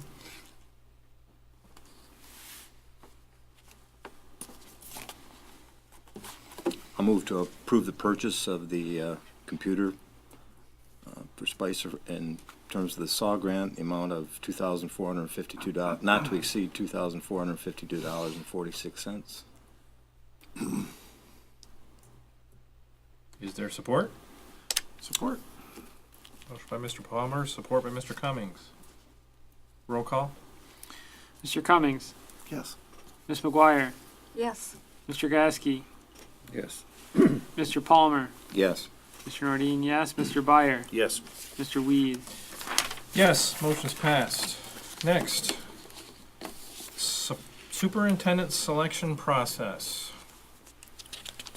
Yes, I had put together a short memorandum along with some informational materials. Basically, this topic is intended to serve as a placeholder for discussion following our interviews over the weekend and the 3 special meetings we had to conduct them. Based on the most recent meeting's discussion on April 27th, it appeared to me anyway that the board was heading towards a consensus as to potential finalists. So assuming that to be the case, a specific direction in terms of identifying a finalist or finalists, if you wish to make it plural, needs to be undertaken, and then a plan for completing the selection process. We had briefly talked on Sunday about potential creation of a committee to negotiate with a candidate. I've attached some materials from the International City Management Association that provide an overview of options in the process to move forward from where we are now to actually bringing an employee on board.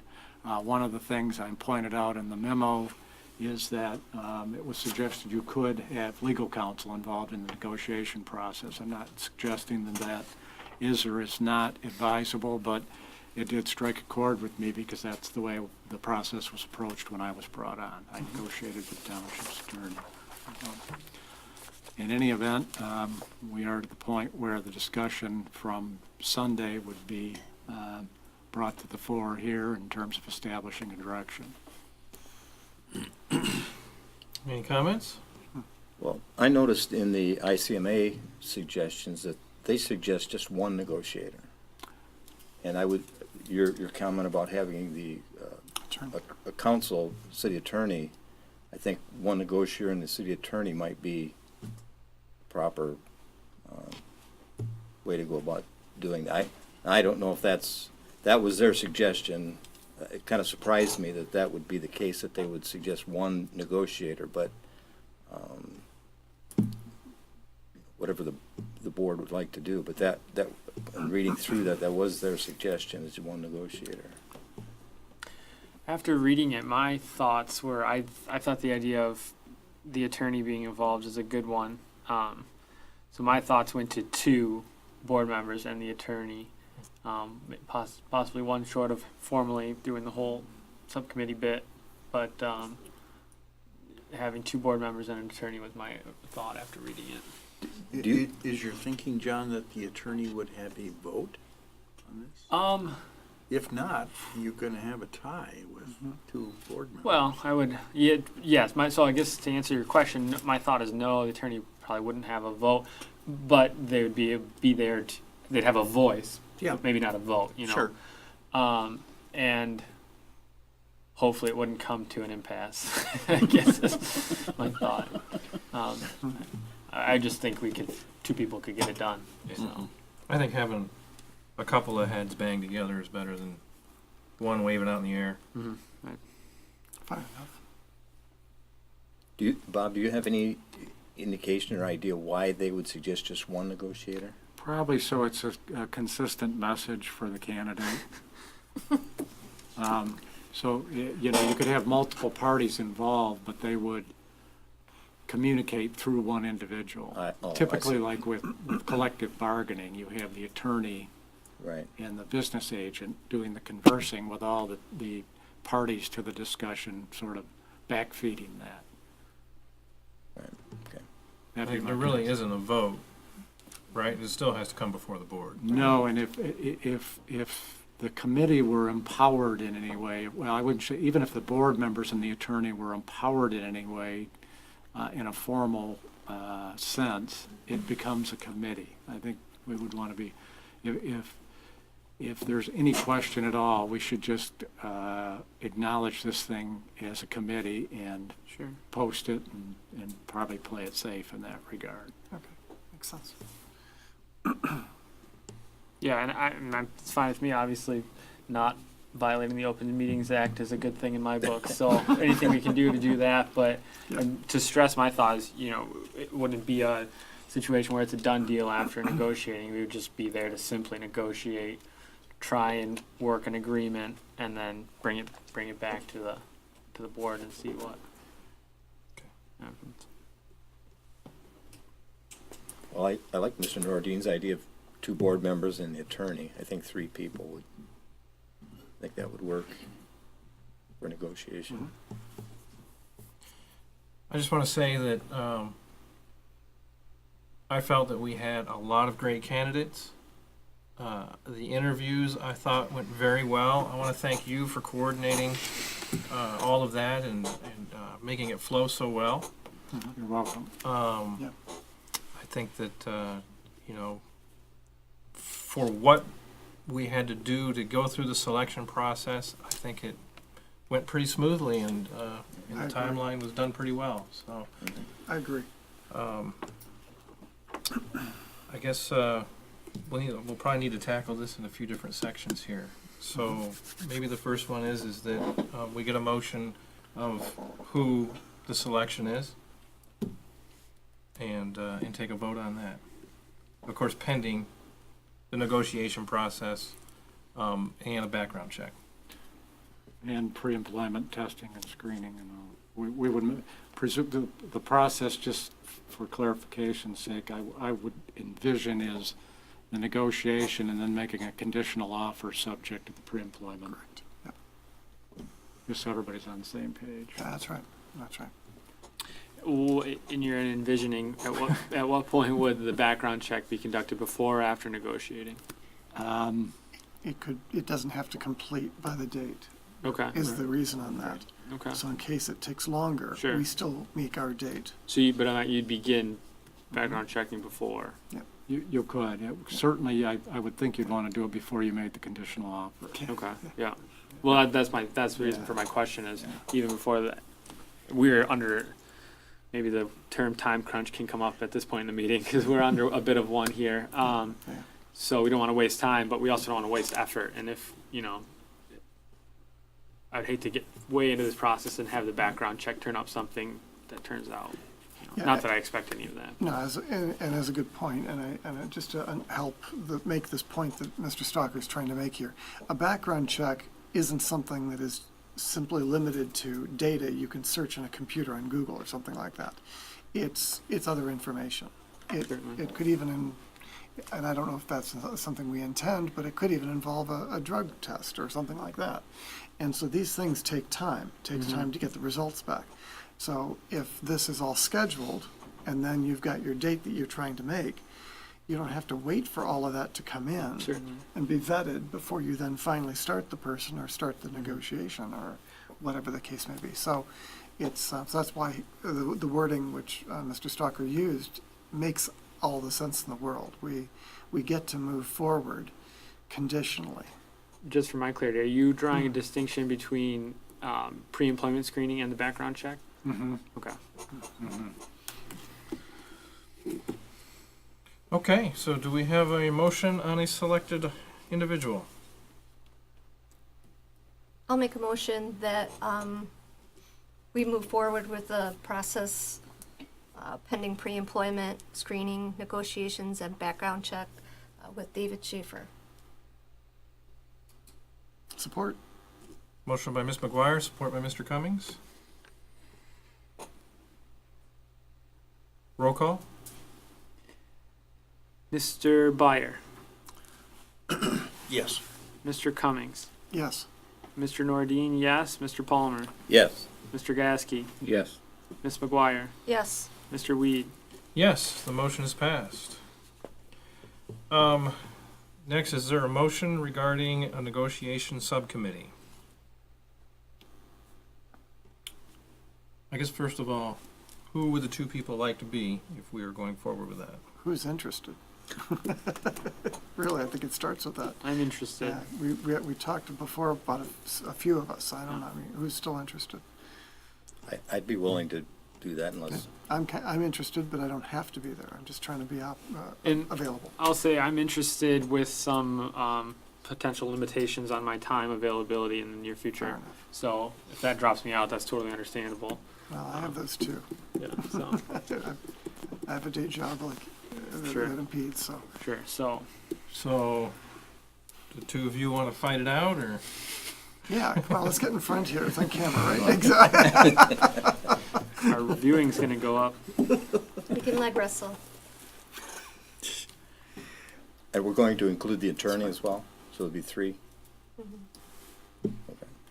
It's 3 or no? I'm sorry. Excuse me. What was the question? We're going to include the attorney along with 2 board members. Right. That's yeah, my right. assumption That's- based on Yes. the discussion. That's correct. That was mine as well. Right. I'm fine if Mr.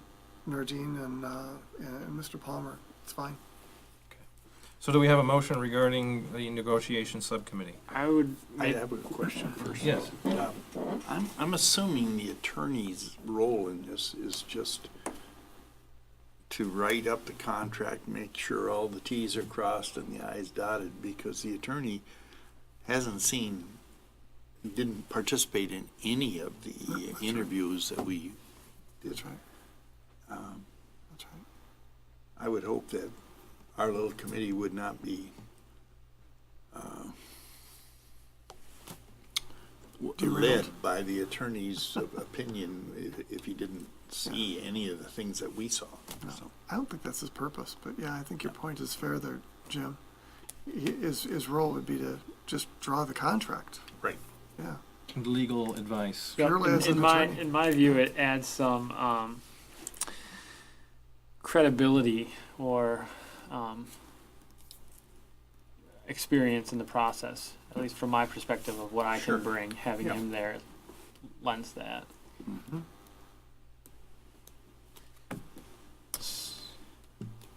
So I'd make a motion that the negotiating team or committee would be made up of myself, Mr. Palmer, and the attorney, Mr. Eppert. We just said attorney too, that I guess would be open for discussion. A labor attorney or Mr. Eppert. My thought has been Mr. Eppert this whole time. That was- so That's right. I just That don't was want my to. assumption. Okay, so it'd be made up of myself, Mr. Palmer, and Mr. Eppert, with the possibility of Mr. Cummings taking either one of our places if needed. Because Alternate? as an alternate, I foresee Sure. myself I can potentially do being unavailable. So. I can do that. Okay. Thank you. I'll support that motion. Motion by Mr. Nordine, support by Mr. Palmer. At least the nominees agree. Roll call? Ms. McGuire, Yes. Mr. Cummings, Yes. Mr. Byer, Yes. Mr. Nordine, yes. Mr. Gasky, Yes. Mr. Palmer, Yes. Mr. Weed. Yes, motion's passed. Next subject is if we're gonna have somebody visit their current community and employer.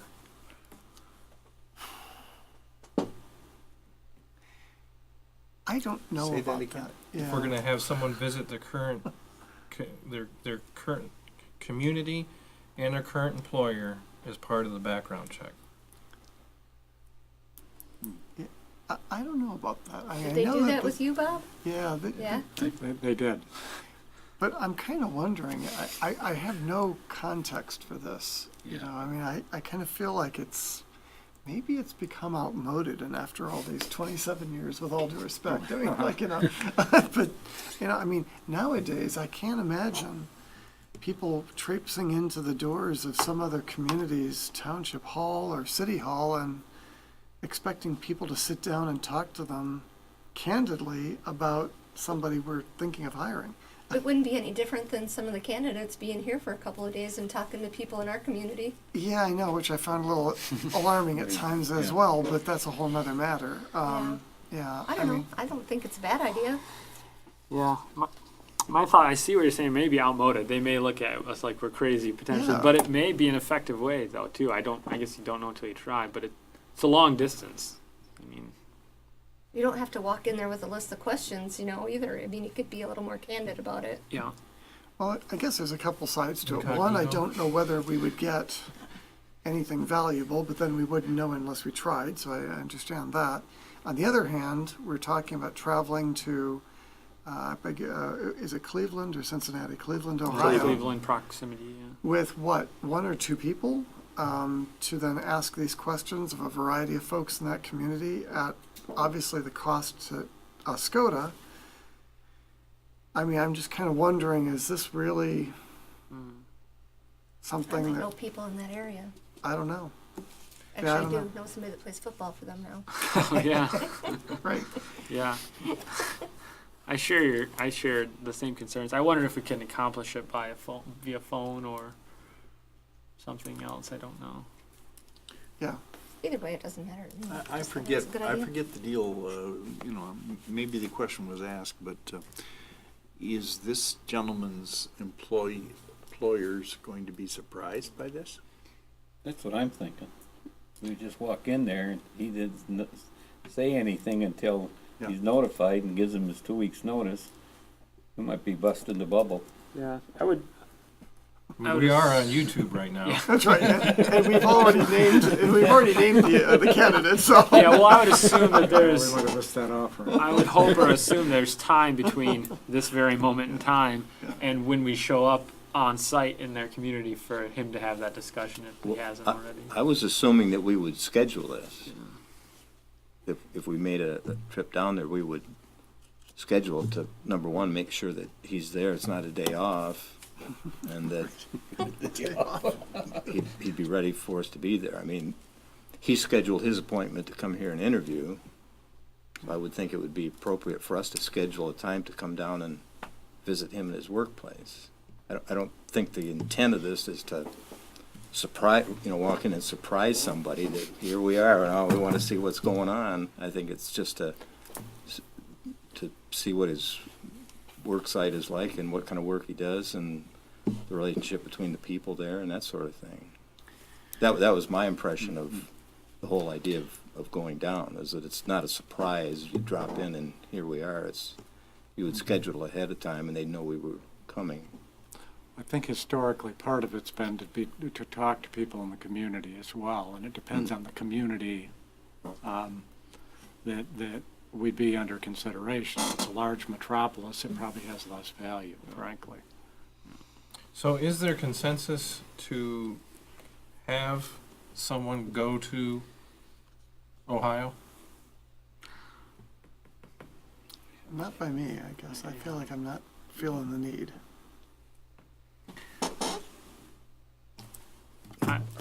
I don't think on site, in person, physically for myself.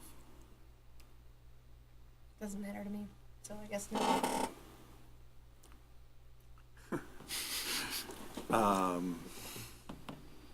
I think a lot of what we're going to get can be accomplished maybe on the telephone.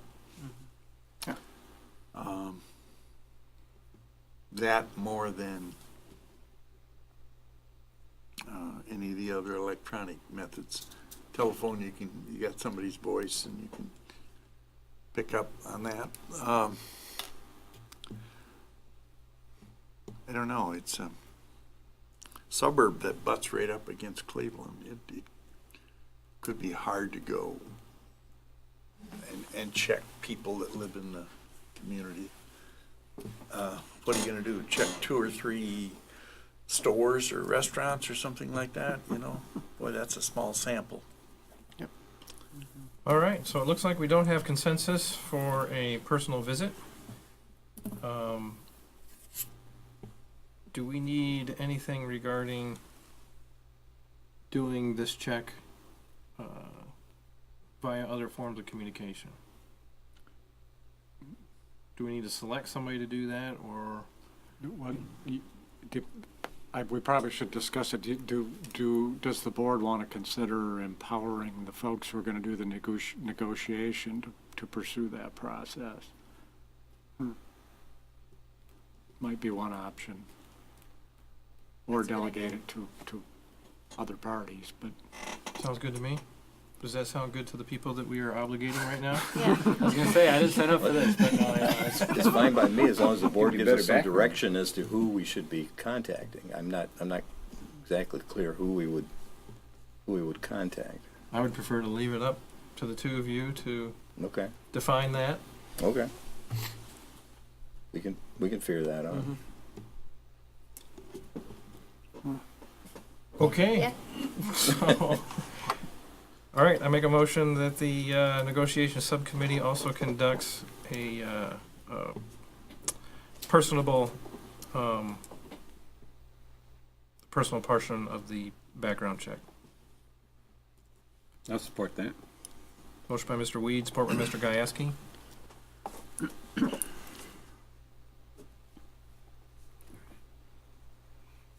Roll call? Mr. Gasky, Yes. Ms. McGuire, Yes. Mr. Byer, Yes. Mr. Nordine, yes, Mr. Palmer, Yes. Mr. Cummings, Yes. Mr. Weed. Yes, motion's passed.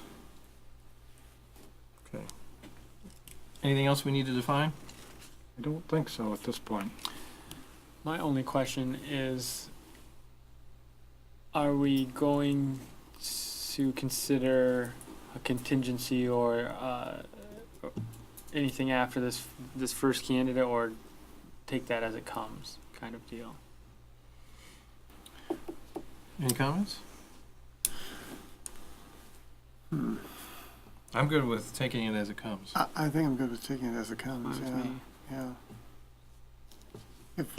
So let's just see what the next step would be. Let's just say, worst case scenario, if something goes wrong and this candidate we've chosen is no longer a candidate.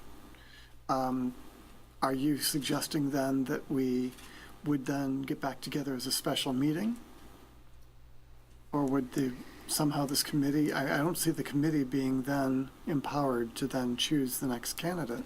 So therefore, what would we have to do? Certainly, I- Special meeting. Yeah. Yeah, a meeting. special Okay. meeting, or Fair at enough, this just making time, last we were together Just in an actual convened board meeting on Sunday. Putting it out there. We had ranked the candidates, and we had a pretty clear ranking and a pretty clear 1 and 2. Right. My reason for asking is so that we're not left in the dark needing to get a special board meeting wrangled together. Would we name the clear number 2 as a backup in case things went off the rails? We would then be able to quickly divert to that. Yeah. I don't need that. I just wanted to bring it up while we're here. My concern is that if we get a couple weeks down the road with this process and it turns out we have to go to an alternate, and if we've defined a number 2 who is then at that point no longer available, Right. we will not Yeah. define a number 3 either. That's correct. Sure. Then we We would may need a have to special decide to meeting. go through the whole Process process again. again. Well, There we have it. I Okay, would. good. Yeah, I guess I'm hoping to avoid not have to do that. So Right. So then it's a take it as it comes approach. that's fine. That's like, Very good. Does anybody have anything else? All right. Well, in case they're watching, I want to thank everyone, all the candidates, for having come up here for the interviews. Absolutely. It was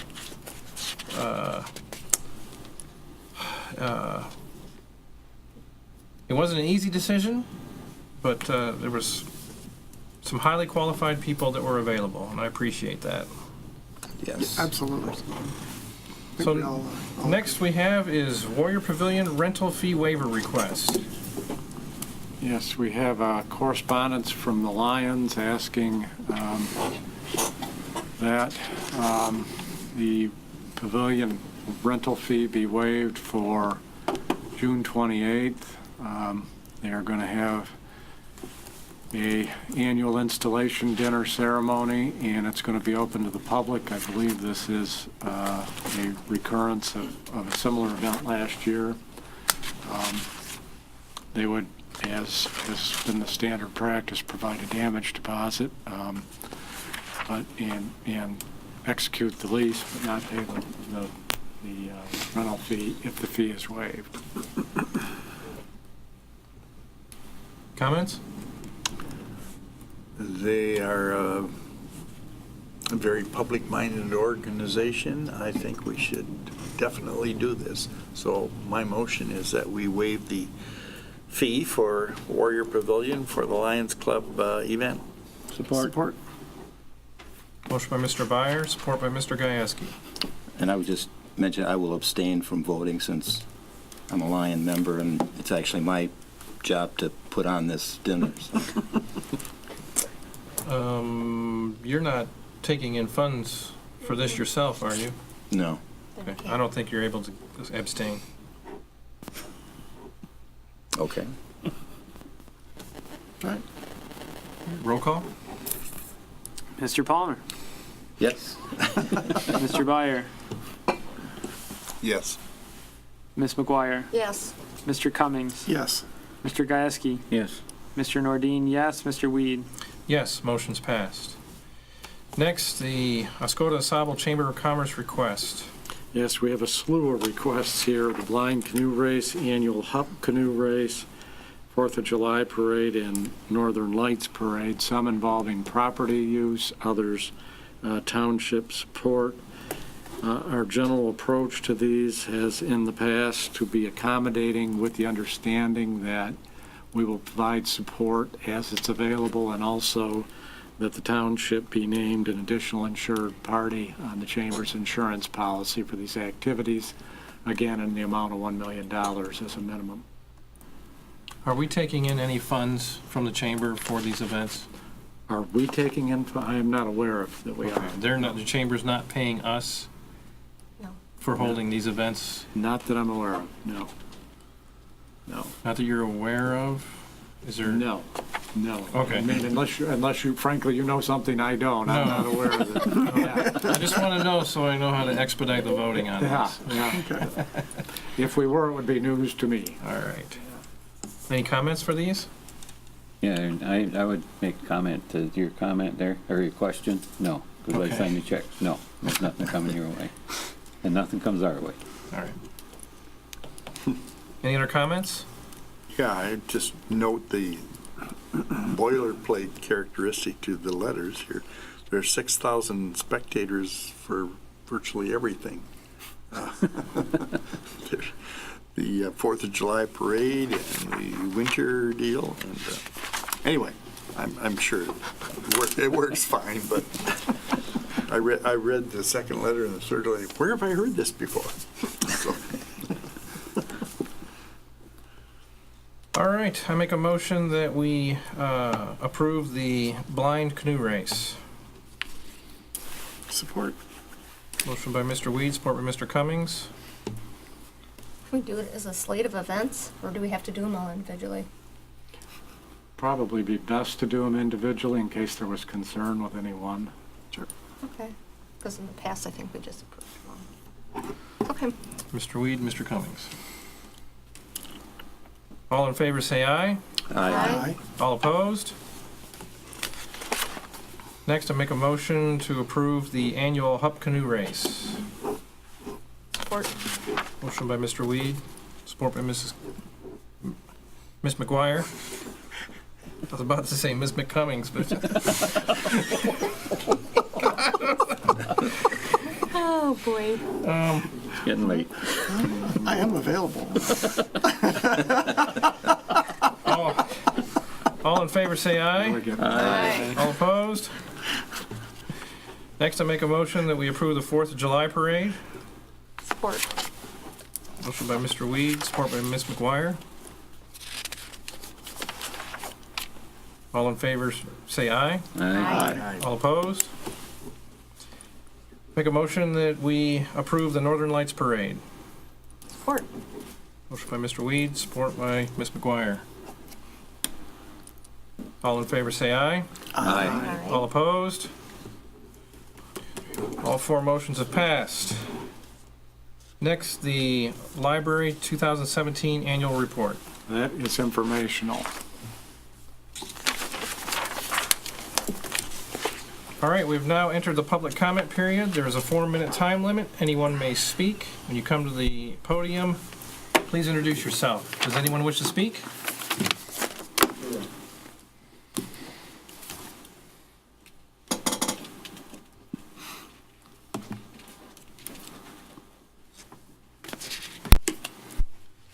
Mark Miller, I live here on base. I guess going forward, I need to show up before Bob Stocker's cutoff time for the initial minutes. Let's see. I was here about 2.5 weeks ago, passed out some handouts. I think I've sent everything to Mr. Stocker. I was looking at the webpage this evening before coming here, and I noticed that the 2016 audit is not posted. I'm curious why. Then the second question is, I assume the 2017 audit, you'll probably have a discussion around June 2nd of this year. That was the date of the audit sign-off last year.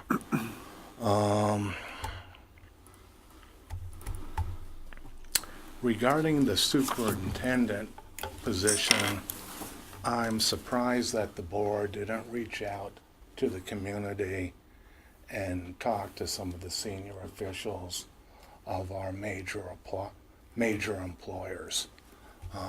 I did not notice the advertisement in the paper, and when I looked up it online, I saw it on BizRecruiter, and I'm not familiar with them as a major job search engine.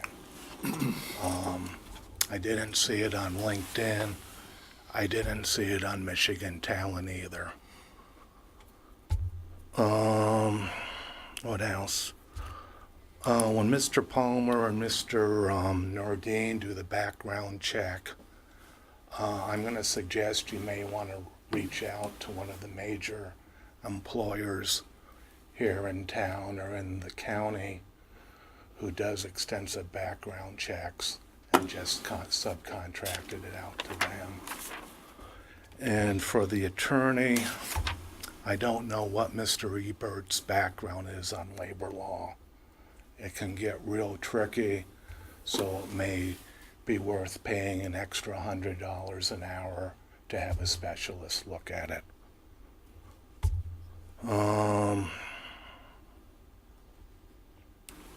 I think the decision you made tonight is critical.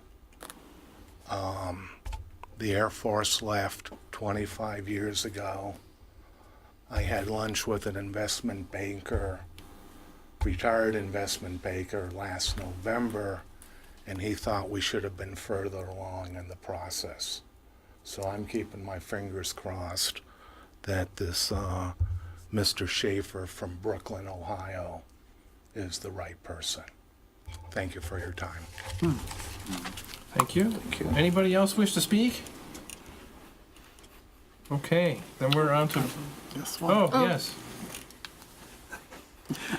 Me again. Now that we are connected to our mothership, Spectrum, and getting ready to go back on the air, just want to let you folks know and everybody watching, we are in the planning stages for we're back bigger, better than ever. And we'd like to invite everybody to our Facebook page to start giving us programming ideas. We want to know what the viewers want to see. 95% of the programming was driven by myself last time, and I tried to encompass everybody, and whether I did or not, I don't know. So please have everybody visit the Facebook page, post if you have a specific type of show or a specific show that we could go out and go after. Thank you. Thank you. All right, now we're on to board comment. Anybody have anything? Probably 4 or 5, maybe 6 years ago, when the airport did the runway ramps, when we took all that wrap off of there. Is that pile still out there? I believe it is, yeah. You know, that's part of what we had an option on that we used to reconstruct a street that did not work out Well, very of well. course. Yeah. Well, we released the option back to Gary. I think it probably is expired by now. I'd need to check, but I think the material's still there. They're planning on using an amount of that material when they resurface Perimeter Road on the north side of the base that goes around by the alert facility. That'll be their base material, and then they'll put asphalt over that. So they're gonna tear Perimeter Road right out to put that loose down? Or are they gonna mix it and use it as an additive to the asphalt? I don't know the specifics. It sounded like it was just gonna be a base material with asphalt on top.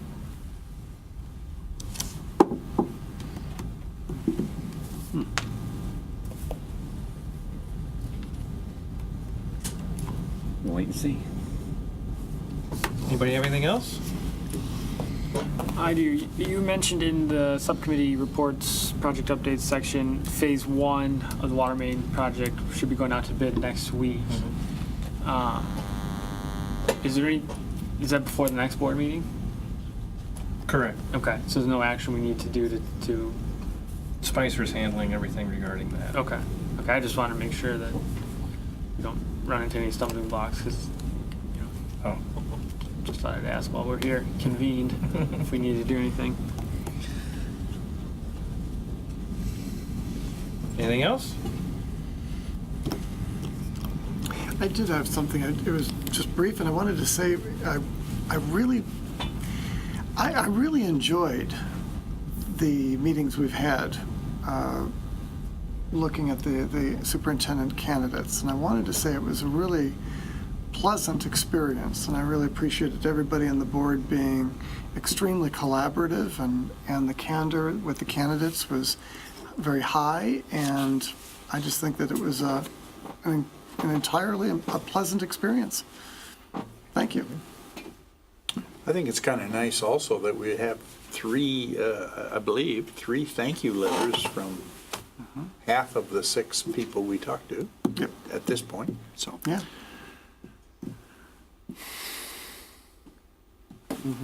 I thought it was a tough choice. Yeah.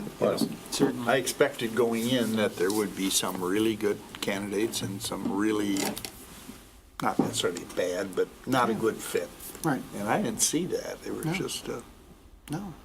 It really required some diligence on our part to sort it out. They were good. And I'd like to make sure there's no misunderstandings that we did do some preliminary checks prior to the interviews, just to make sure people knew that we did not go into those interviews cold. Right.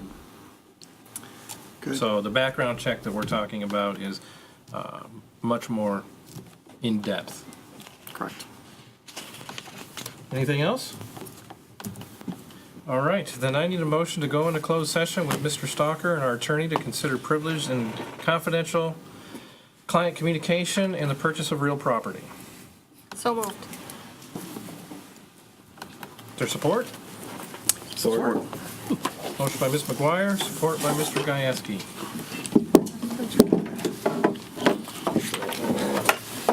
Roll call?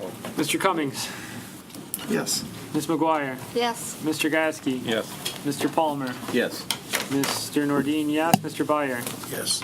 Mr. Weed. Yes, we are now in closed session.